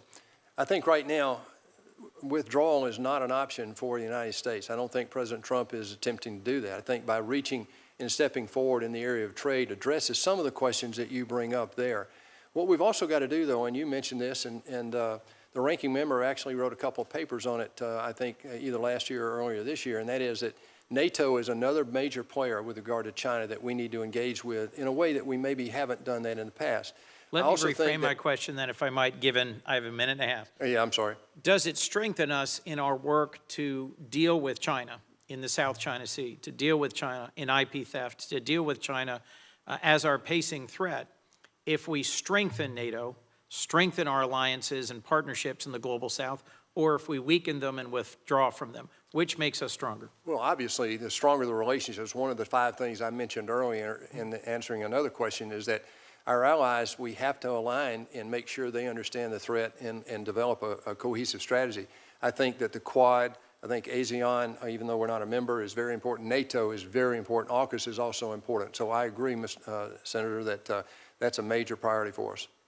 I traveled with Senator Merkley to India and Nepal many years ago now, and I was struck at how much the Nepalese were grateful for our response during a devastating earthquake. I am heartsick now as I watched our national news of the response to the Myanmar earthquake, and it was PRC humanitarian teams who were leading the response, not Americans. I will simply say that I thought near destruction of USAID and their ability to project our response to humanitarian crises is an unforced error, is kneecapping us at the wrong moment.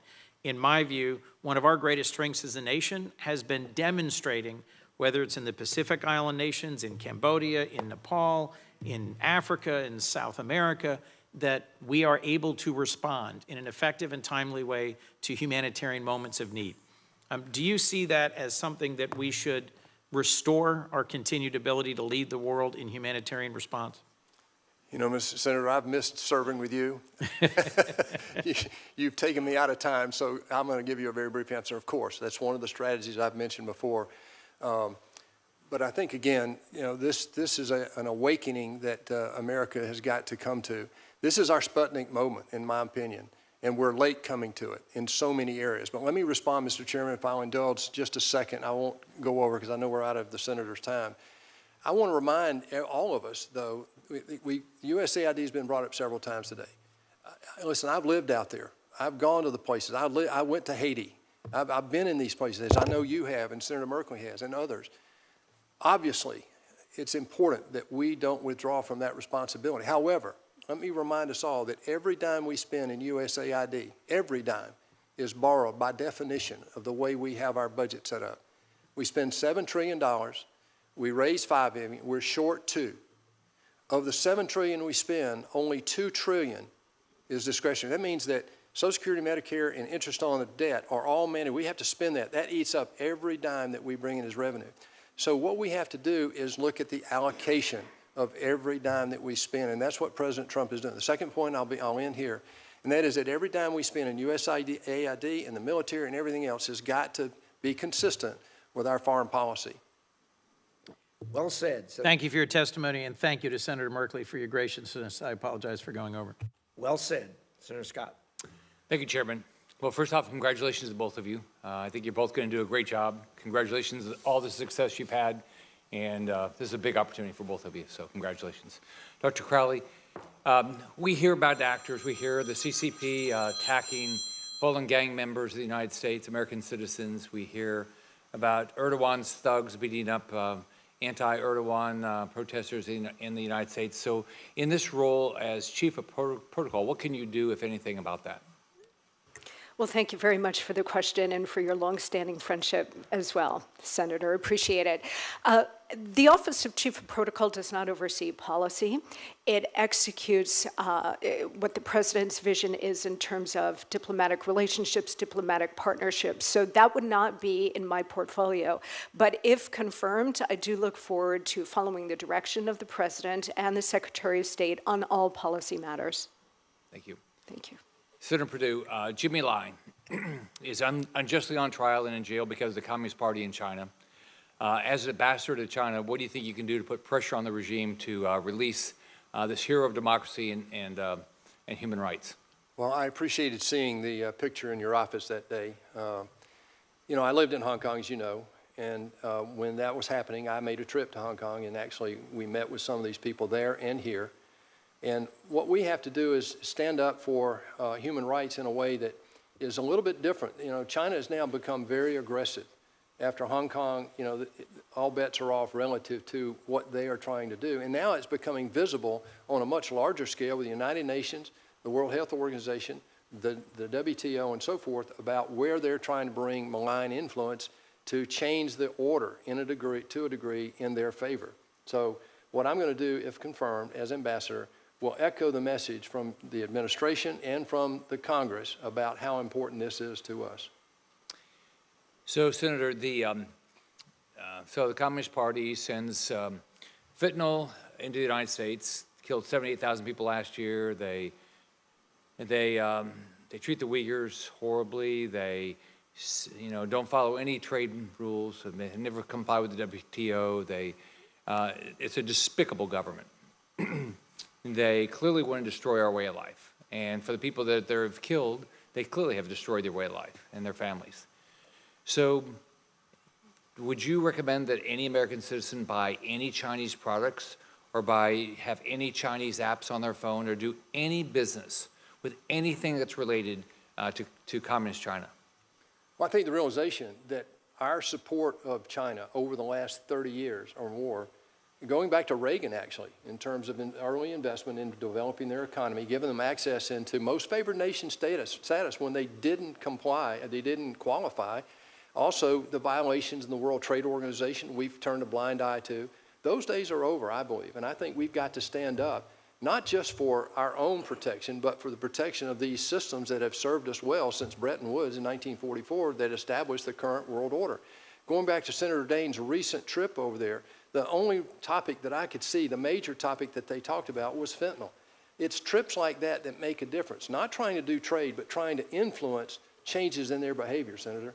You think she's going to change? Senator, the issue is what is beneficial to their strategy? What do they want? And if you read what they've been writing over the last 25 years, I don't think he's going to change. The question is, what is his objective and what is he going to be capable of doing? Look, they have a problem. They can't feed their own population. 30% of the people, 30% of the food that is consumed in China is imported. I just said 73% of the oil is imported. They have a real problem right now with unemployment of people under 25. It's over 16% from what I read. If you look at the economy, focusing on state-owned enterprise is a real problem. The realization of U.S. capital now that has been going to China for the last 40 years and not getting the return that we should have gotten, but gave up technology and a lot of other things that went along with it. So if we stop that buying realization their is going to stuff, really change. If we stop buying their products, if we stop allowing them access to our market without complying with SEC rules, which we have a law that our SEC is not enforcing, all right? But if the American public would show up and say this is wrong, what would happen to the Chinese economy, and what would they have to do then? You bring up a great point. If you believe that this is a new kind of war, it's not Cold War, it's not a kinetic war, it's a different war, and they described it to us in the book called Unrestricted Warfare back in 1999, and they're executing against that. I wrote an article about it a year ago. If you look at that, the way forward is for the United States to become informed about that and to stand up to the challenge. That means that sometimes we'll have to sacrifice, Senator, because what we've been seduced by are the cheap prices that we gave into over the last 30 years coming out of China that were, in some cases, in many cases, unfair because they were subsidized by the state. But if we stop buying their stuff, what will happen? Well, if foreign capital from the U.S. stops going into China, they have a real problem. If we stop buying their product, what will happen? Well, if the American public says enough's enough, what will happen to their economy? It'll collapse. Right. Thank you. Thank you. Senator Daines. Dr. Crowley, congratulations on your nomination. It's good to have you here today. David, as I'm sitting here, I'm struck by thinking 30 years ago, as I'm looking at you and Bonnie, for all I know, we could have been on the Star Ferry together crossing the harbor there in Hong Kong when we had two little ones that were born in Hong Kong, going from Guangzhou into Hong Kong for sometimes some R&R. And little did we know that we'd be sitting here today, some 30 years later, talking about your nomination to be the United States ambassador to China. What a journey it's been. And I can't think of a better nominee, somebody who understands China, somebody who has been a successful businessman, a United States senator, a member of this Foreign Relations Committee, and who has a passion for representing America proudly in China, and importantly, has the great respect that you do of President Trump and your respect of the president, that mutual, strong relationship that you have that's been based on years of working together. There's just not a better guy to be going to Beijing for the United States than David Perdue. We've discussed the trafficking of fentanyl. Senator Scott brought that up briefly. Now the precursors that China is sending into Mexico, Canada, and the United States are a threat to our national security. Our leading cause of death for 18 to 45-year-olds in the United States is fentanyl poisoning. It's a public health emergency. We have a drug war going on right now in the United States with fentanyl. China, sadly, remains the single largest provider of these deadly chemicals, we call them precursors, that the cartels then manufacture and bring across the southern border into our communities. President Trump has made this a priority to stop this poisonous tide. The Senate is eager to help. David, how can you, if confirmed, as United States ambassador to China, work with both the American and the Chinese governments to stem the flow of deadly fentanyl into my state of Montana, into your home state of Georgia, and other communities across America? Well, Senator, I wish I had known you 30 years ago when we were both over there. I want to applaud what you've just done and what you've continued to do since you've been in not only the Senate but in the House as well, and that is interface with your friends and colleagues and people in China, standing up to them and telling them what's important to us. Your representation of U.S. interests has been the most powerful thing I've seen outside of presidential actions in my tenure in the last 10 years. I want to thank you for that. I know you just made a recent trip on this very topic. Look, this fentanyl poisoning kills more Americans in 1 year than died in Vietnam over 20 years. So President Trump has made a top priority of stopping this flow of this deadly drug into the United States. It's a multifaceted thing. It starts with the precursors in China. It goes to Canada and Mexico, where this is now being transferred into the United States. As ambassador, I will echo your priority as well as the president's priority that this is one of our top priorities. The Chinese, as you know, respect strength. They don't like a lot of complaining unless they see action. And right now, President Trump put 2 tariffs on this one issue. That's action. And I believe we'll see some response to that in the near future, hopefully. Thank you. I want to shift gears and talk about the level playing field that we need for American companies who are doing business in China. You know, we have American companies last year did about $500 billion worth of business in China. Chinese companies in the United States did about $75 billion. So I know we focus a lot on the $300 billion trade deficit, but we right now have about a $400 billion revenue surplus because American companies are in there doing business, selling to the Chinese consumer. And it's important that they keep winning over there because those dollars then flow down to R&D to build next generation, whether it's aircraft at Boeing and so forth. Another important topic for me personally for Montana is making sure we have access for agricultural products. It's now a $1.6 billion beef market for the United States producers. It's the second largest beef market in the world, is China. And we are now facing some steep headwinds because the Chinese government did not renew export licenses to 394, basically processors in the United States. And this is going to affect about 90 to 95% of our beef exports to China, this huge market. David, as ambassador, how would you work to make American companies, as well as our farmers and our ranchers, more competitive in that significant and huge 1.4 billion consumer Chinese market? Well, we already recognize that they import 30% of their food.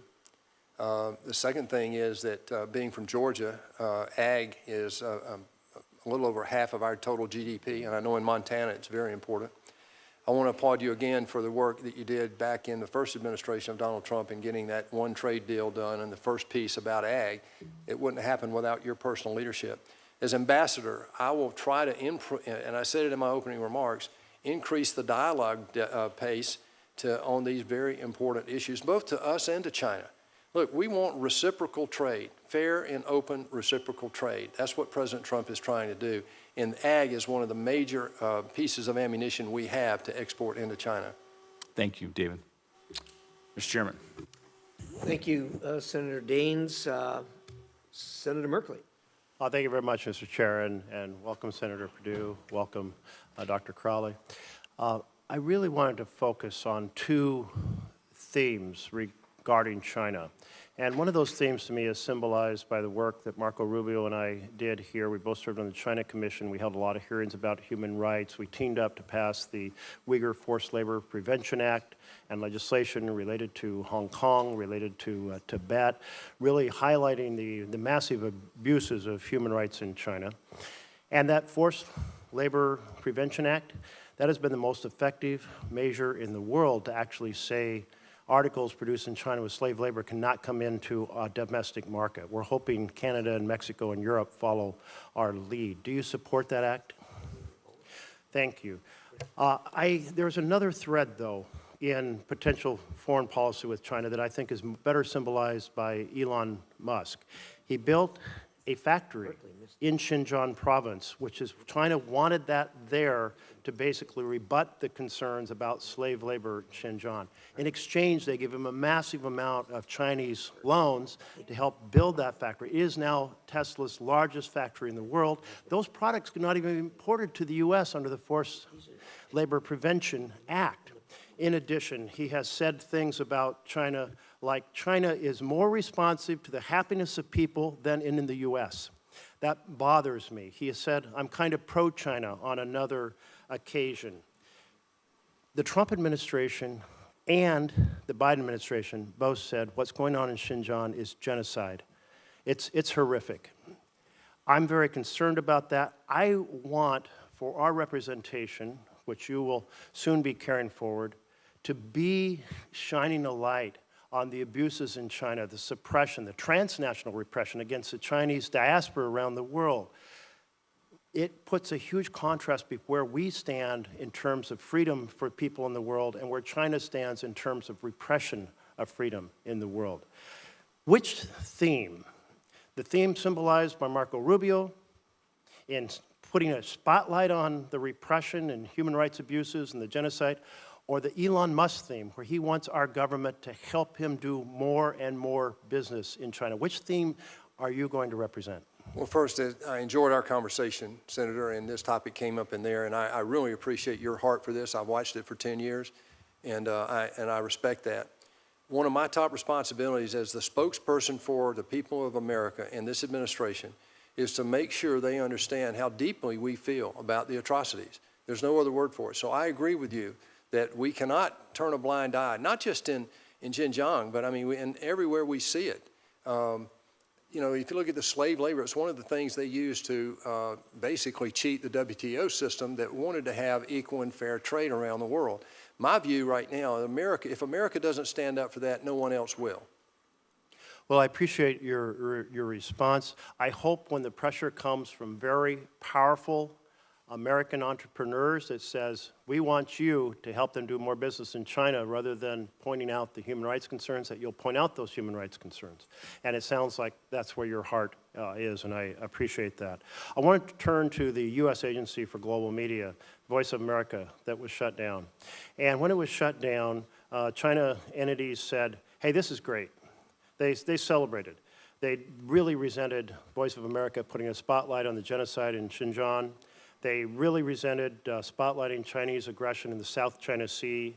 They really regretted commentaries about the Chinese economy and some of the commentary that showed the overcapacity of factories in certain sectors and certainly in the housing sector. Meanwhile, though, I'm very confused because Trump and Musk, President Trump and whatever position Musk holds, advisor Musk, they accused Voice of America of promoting anti-American propaganda. I don't get that. I've never seen evidence of anything but promoting American values and putting on a spotlight on issues, including what China is doing to its own people. What am I missing? Well, Senator, it's a big question relative to how do we defend against their propaganda, and then how do we get the free world's message out. As I said earlier, I think what we've been missing is we've been doing this too much unilaterally. And I think that if we engage our allies in a way that we maybe haven't done in the past, we can develop a unified approach. Going back to the funding of that, I think once we see that the investment strategy of those funds is consistent with foreign policy, this strategy will be developed, in my opinion. As a voice, as Ambassador of the United States in China, I will echo this dramatically over there. It's one of our top priorities, and this is something that we will not give up on. Well, I do appreciate that because I feel like having Voice of America and Radio Free Asia helping to counter the disinformation and propaganda that comes out of the Chinese government is really an important part of truth-telling in the world. The Chinese don't like it because they don't want truth-telling in the world. I hope you'll be a champion for truth-telling. Thank you, sir. Thank you. Really appreciate both of you being here and your willingness to serve. I've known both of you for most of the time I've been at the United States Senate, and am a huge fan of both and consider you both not only friends but people I deeply admire on a professional level and on a personal level.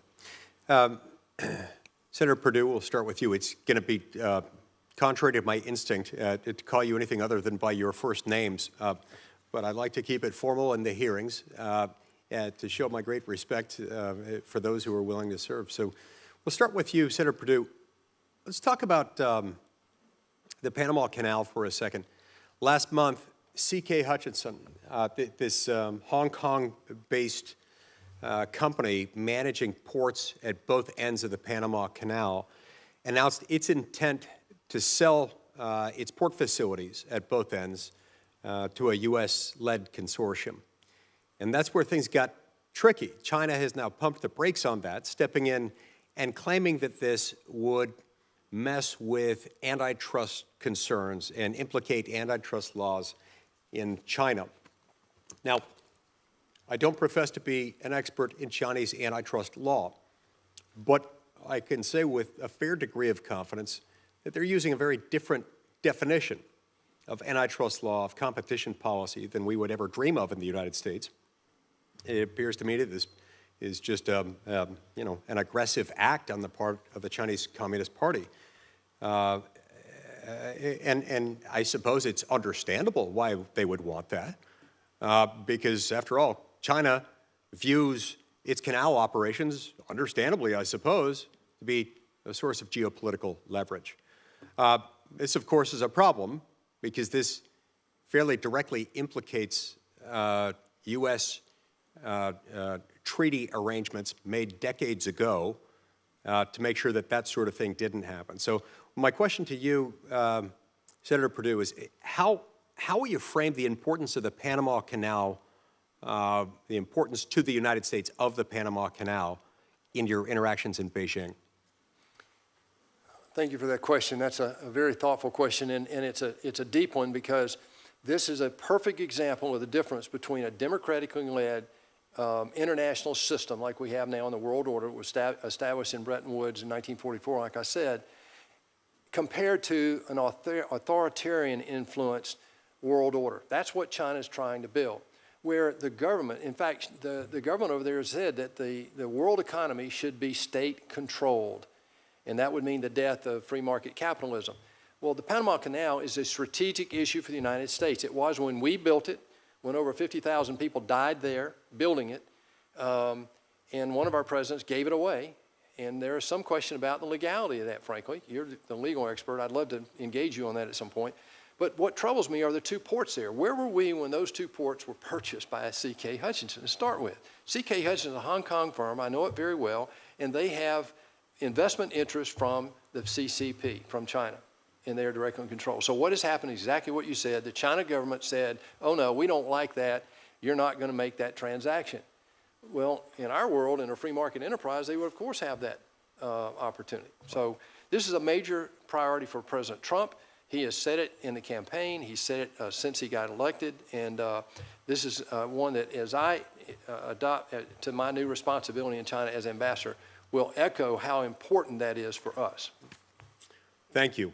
No, I appreciate your insight on that, and it shows that you've thought it through and is emblematic of your great capacity to convey things concisely, clearly, and also diplomatically at the same time.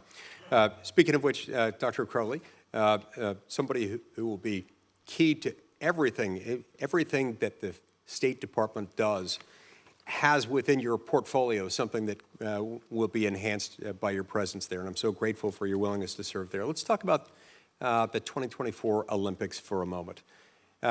If you watched the opening ceremonies of the 2024 Olympic Games in Paris, you may remember that, at least from the viewpoint of many people, including myself, it was nothing short. The opening games, opening ceremony there was nothing short of a blatantly pro-left-wing, anti-family presentation that happened to contain a number of deliberate insults to the Christian faith, and I suspect people of many other faiths. At the time it happened, I sent a letter to the second gentleman, who was himself set to lead the U.S. presidential delegation to the closing ceremonies, urging him to convey America's deep disappointment with their decision to use the opening ceremonies as an opportunity for mockery of faith. I never received a response. Instead, the Biden administration stood idly by, sending the delegation, staying silent as this global forum for diplomacy and mutual respect was tarnished, at least tarnished in the eyes of many Americans, myself included. As we prepare to host the Olympics again, how do you intend to make sure that the 2028 Games in Los Angeles will be a celebration of national excellence and merit that can serve as a forum for diplomacy, amity, and so forth, and not be co-opted as a platform for DEI, progressive activism, or anti-Christian rhetoric? Well, thank you very much for the question and for your kind words, Senator, and your longstanding friendship as well. Grateful to you. At the President's direction, if confirmed, I will take on additional responsibilities and serve as an administration representative to major events with big international participation, like America's 250th birthday, like the FIFA World Cup, which is coming to the United States next year, and the 2028 Olympic Games in Los Angeles. I look forward, if confirmed, to drawing on my vast broadcast and public affairs experience to speak to the American people as well as the global public about America's greatness and America's leadership. To your particular point, it's my understanding that the Olympic Games, whenever they occur, are overseen by the International Olympic Committee. And in Los Angeles, they'll also work in conjunction with the 2028 Los Angeles Olympic Committee as well. And Senator, I pledge to you, if confirmed, I will be deeply involved in ensuring that the Olympic Games go off without a hitch, that the Olympic Committee in the United States is on message to the extent that we can have some influence there. And I look forward to showcasing the American spirit as well as the United States as a premier destination for international sporting events. Excellent. Thank you. I see my time's expired, and I turn the floor over to Senator Van Hollen. Thank you, Senator, and congratulations to both of you. Senator, it's good to see you again, and I enjoyed the conversation in my office. I'm just going to cover a couple topics here today. You mentioned in response to a question that it was important to have our friends and allies with us in a unified stance with respect to our policy in China. I fully agree. One of the things we hear from our allies in East Asia, Japan, South Korea, friends like Taiwan, is that what happens in Ukraine matters to what happens with respect to Taiwan. In other words, that President Xi has one eye on what's happening in Ukraine and another with respect to Taiwan in terms of U.S. resolve and the credibility of our allies. Do you agree with that simple statement? Well, I think that's a complex comparison, and I'm not sure of what President Xi is thinking or not thinking, except what he says. And he has said over and over the last 10 years that you know, the reunification is very important to the PRC and the CCP. Our role in that is simply that we're going to continue to honor the one, China policy as stated in the Taiwan Relations Act, also backed up by the 3 communiques and the 6 assurances. So the situation is a little more complex than just making a binary comparison between, I think, Ukraine and Taiwan. Well, certainly there are differences between Taiwan and Ukraine. I wasn't suggesting otherwise, but I was suggesting what our allies tell us. You just said it was important to be united with our allies. I can just tell you what our allies have been telling us repeatedly, is that what happens in Ukraine impacts and influences the way Xi thinks about Taiwan and the situation there. I think all of us, not all of us, but on a bipartisan basis, many of us have been deeply concerned with the way President Trump threw Ukraine under the bus and President Zelensky under the bus and called Ukraine the aggressor.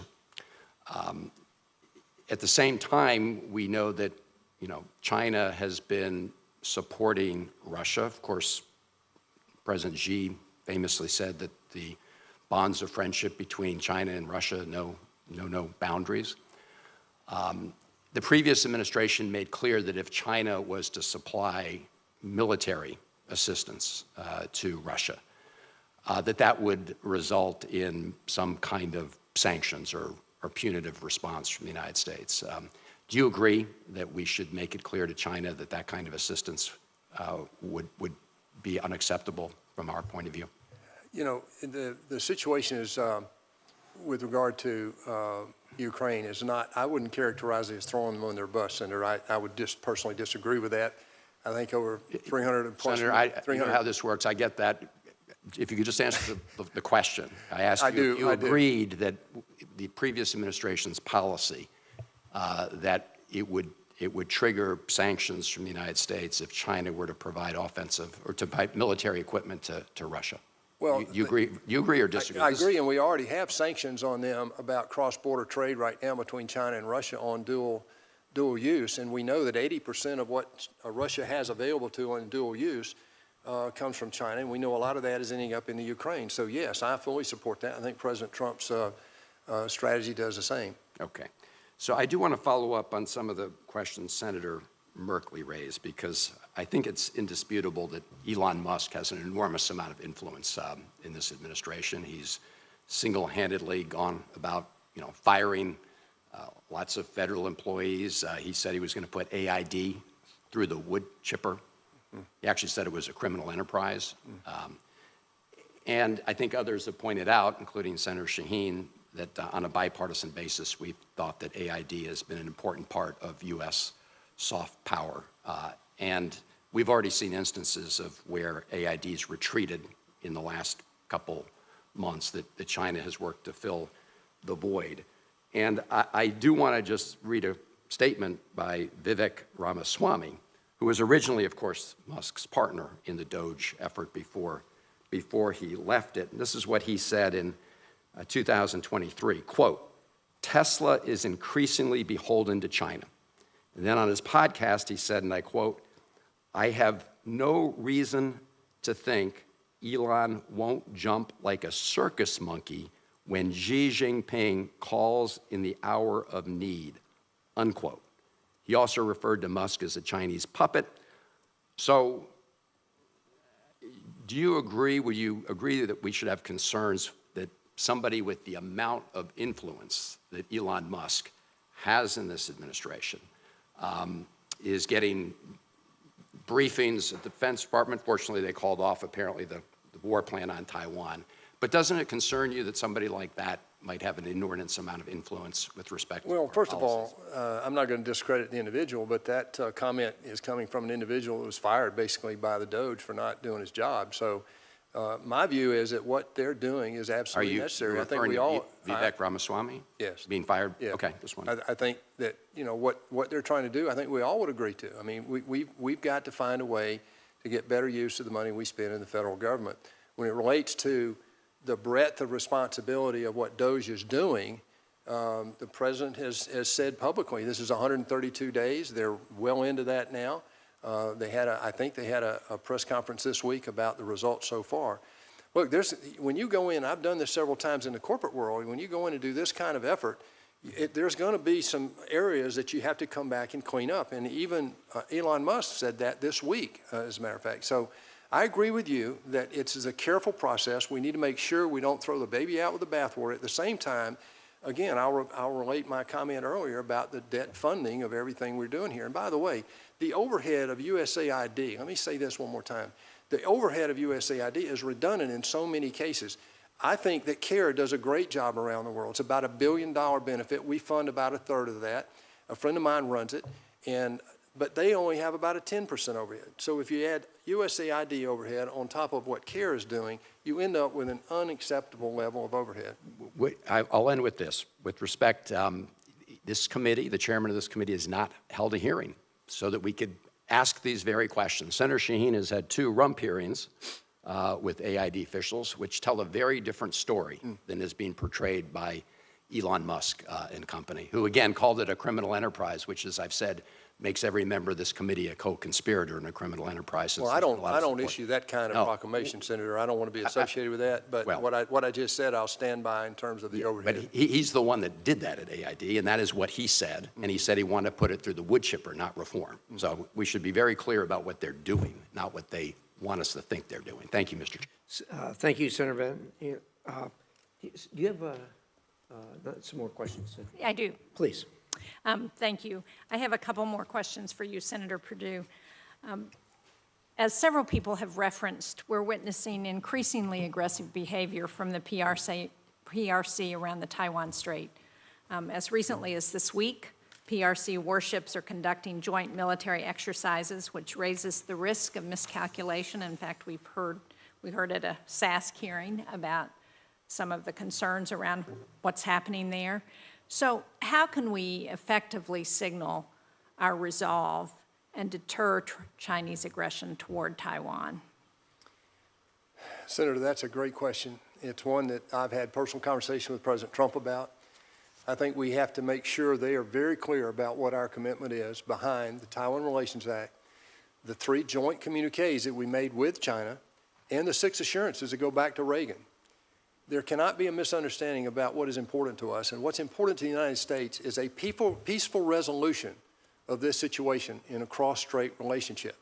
I'm afraid in times past, comments have been made that maybe have questioned that and confused the issue in the minds of Xi Jinping and other leaders in China. And I think what President Trump is trying to do right now, by refocusing and building our military again, rebalancing this world trade, is sending a message to basically that, hey, this is an important issue to the United States. So the PRC continues to pursue its Belt and Road Initiative in Europe, as well as throughout Latin America and Africa and Asia. But it threatens to derail the Euro-Atlantic integration of countries that are not yet in NATO or in the EU. Projects like the Highway to Nowhere in Montenegro, which indebted Montenegro to China with an amount equivalent to 1/3 of the annual country's budget, showcase how the PRC takes advantage of the West's slow walking of the accession processes. And those are conversations that I've had with members of the EU about the challenges that not expediting and thinking about how to move some of those countries in the Western Balkans into the EU create problems. But given the terminations of our foreign assistance programs, many of these countries have nowhere else to go but China. I can remember talking to the former Prime Minister of Greece about the port in Greece, and he said, we were complaining about the fact that the Chinese were taking over that port, and he said, you know, I came to the United States looking for help, you couldn't help me. I went to Europe looking for help, they wouldn't help me, and the Chinese were the only ones who provided money. So what are the tools that we can use to convince those countries that we're a better partner than the PRC and that we're willing to step up and help them? Well, we got to engage with them. I mean, we're beginning to do that when we talk about this trade rebalancing. But let me comment on what you bring up, and that is we have to educate these countries. And I'm concerned about Africa and South America greatly with regard to what China's been doing with the ports, with these proprietary loans and so forth. We've seen what they did in Cambodia, in Sri Lanka, and in Karachi, Pakistan, where they're already in Djibouti. These people go in, though, the Chinese, they don't hire local labor. They bring Chinese labor, some slave labor. In the local, there's a... Right, I agree with you. There's a growing... on the problems that China's I'm trying presenting. to get to that. What I want to know is what our alternative to that is going to be. Well, the alternative is not just U.S. money. I was going to come to that. The alternative is the parties that are not being discussed here are the other democratic countries in the world. Where's the EU in this? When we're talking about what we're doing, $68 billion out of taxpayer money. How much is coming out of the UK, out of the EU and other democratic countries? That's what I said in my opening remarks, is that we have to face up to the reality that this is a coalescing need that we have in the democratic free world to stand up to these types of challenges. The Belt Road Initiative, I believe China's gotten ahead of their skis a little bit. There are countries like Pakistan that might be ruining the day they actually did that deal on that road, and I know some of the African countries are. So what we need to do is educate the negatives that are being realized by this over-intrusive investment that China's doing. The people in these countries, it's a propaganda use. And I'm sorry, one more comment. If you go to places like Turkey, we know what China did not shut down international traffic, even though they had shut down domestic travel on airlines. And so we know that some of that infection came out of China and went into Italy and Turkey and places like that. Well, you go to Turkey shortly after that in 21 and you see billboards explaining to people how China saved the world by issuing PPE to the rest of the world. So it's these types of examples that we need to have a platform. It goes back to your conversation about giving up on the platforms that have existed. That doesn't mean that we don't need a platform. It just means we need to have one we all agree will get the message out and be on strategy with regard to our foreign policy. Well, I couldn't agree more. I fear that what we have done, however, with dismantling the Global Engagement Center, USAID, Voice of America, our foreign assistance programs, that we are putting the United States at a disadvantage and giving China a head start. And it's one that we're already seeing the results of. So thank you, Mr. Chairman. Thank you. Senator, I agree with you when it comes to spending money.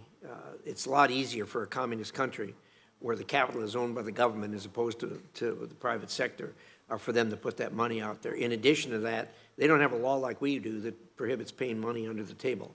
And all of these things do put us at a disadvantage.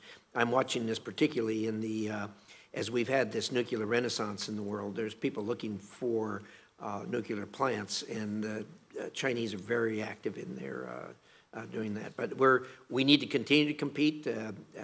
Every time you talk to these people, they will tell you, as they told you, Senator Shaheen, that they would much rather do business with us. Right. But the problem is China will use that communist money to put out there and do the job. So we have to continue, and we can aggressively push back, because at the end of the day, they would much rather do business with a country that has a rule of law than one that doesn't. So with that, Senator Cruz.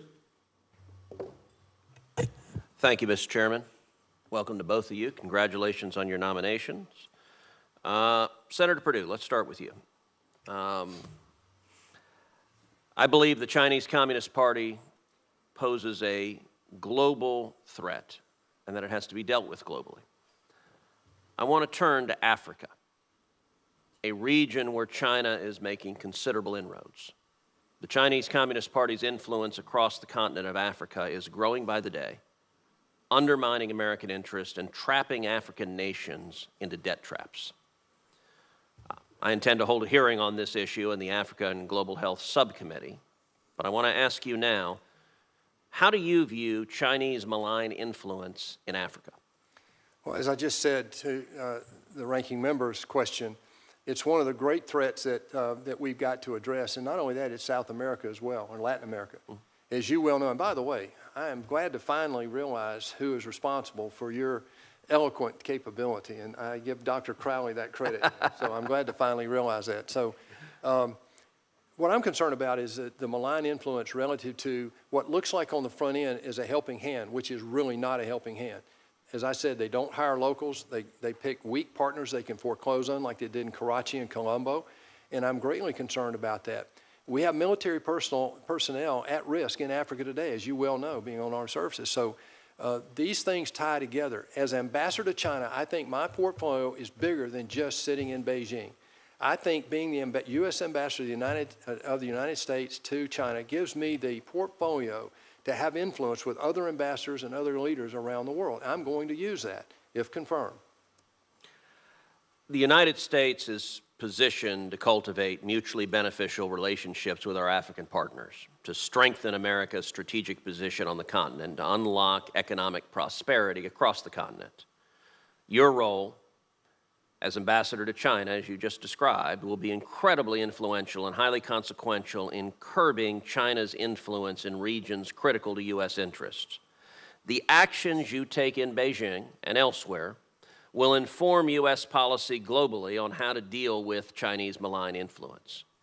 How do you intend to coordinate the embassy's actions with state to ensure that we're synchronized in our efforts to compete with China globally? In bureaucratic Washington, Senator, after what I've gone through the last 4 months, that is a very important question. And I will tell you that I don't have all the answers to that one yet. I've not been in this government, as you know. I was in the Senate for a while.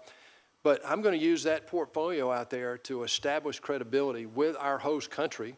I think that's very important.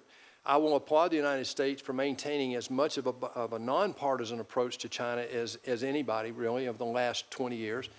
And so my focus is going to be on building a communication platform that we can make sure they don't miscalculate and they don't underestimate the United States. As you said in your testimony, many of America's strategic supply chains are, quote, in the hands of our adversaries. I'm especially concerned about China's control over global supply chains. We all saw this play out during the COVID-19 pandemic. It was a wake-up call to Americans realizing how much of our economy is intertwined with China's in ways that they hadn't seen before. I believe we must do everything we can to de-link our economy from China, and that means working lock and step with our allies and partners to achieve that goal. One critical area that we need to de-link from China is critical minerals. They affect every single part of how our economy runs, from computers and cars that we use daily to the defense technology and weapon systems that protect our nation. The CCP knows this and they've spent decades securing control over global critical mineral supply chains as part of their broader civil-military fusion strategy to threaten our economic security. Tell me a little bit about how you see China's dominance over critical minerals affecting America's economic interests and national security interests. We allowed it to happen, Senator. We sat back as America, as Congress and various administrations. This is not partisan. We allowed it to happen. In the early 2000s, 2002, 80% of rare earth elements were processed right here in the United States. We mined our own. We've got a couple hundred years of resources to pull on. You see what China has done when the heat got turned up here recently. They embargoed 2 of those critical minerals, as you just said. It's not just rare earth elements. Shipbuilding. We did 80% of the world's commercial shipbuilding just 2 decades ago. Today, we'll drop 1 hull this year. If you look at what we're doing in steel, for example, we had a renaissance a few years ago. These critical industries that China has done their civil-military fusion with, as you just described perfectly, is critical. We have been asleep at the wheel for 30 years. I give President Trump a lot of credit for stepping up and trying to communicate a very difficult strategy that may not be as easy as everybody thinks it will on the American people. There will be some pain in executing what we have to do to stand up and defend our own freedom. It's just that serious, Senator. Thank you. Thank you, Senator. Senator Lee, did you briefly? Yeah. I've got 2 brief questions for a second round. First of all, Senator Perdue, there's a long-standing handicap that we've had to endure as it relates to China, in the sense that across the board, China appears to be moving in a direction trying to exploit international institutions. And then across the board, China tends to be treated with kid gloves and called a developing country. What opportunity as ambassador would you see that we could address that? Senator, this responsibility is the most humbling thing I've ever tried to consider. And when I look at the responsibilities of an ambassador representing the United States in China, there are no topics that are off the table. But I will only do one thing, that is execute the strategy of the President of the United States. I won't create policy. I will execute against that strategy. So this topic, other topics, that will be my #1 responsibility. Great.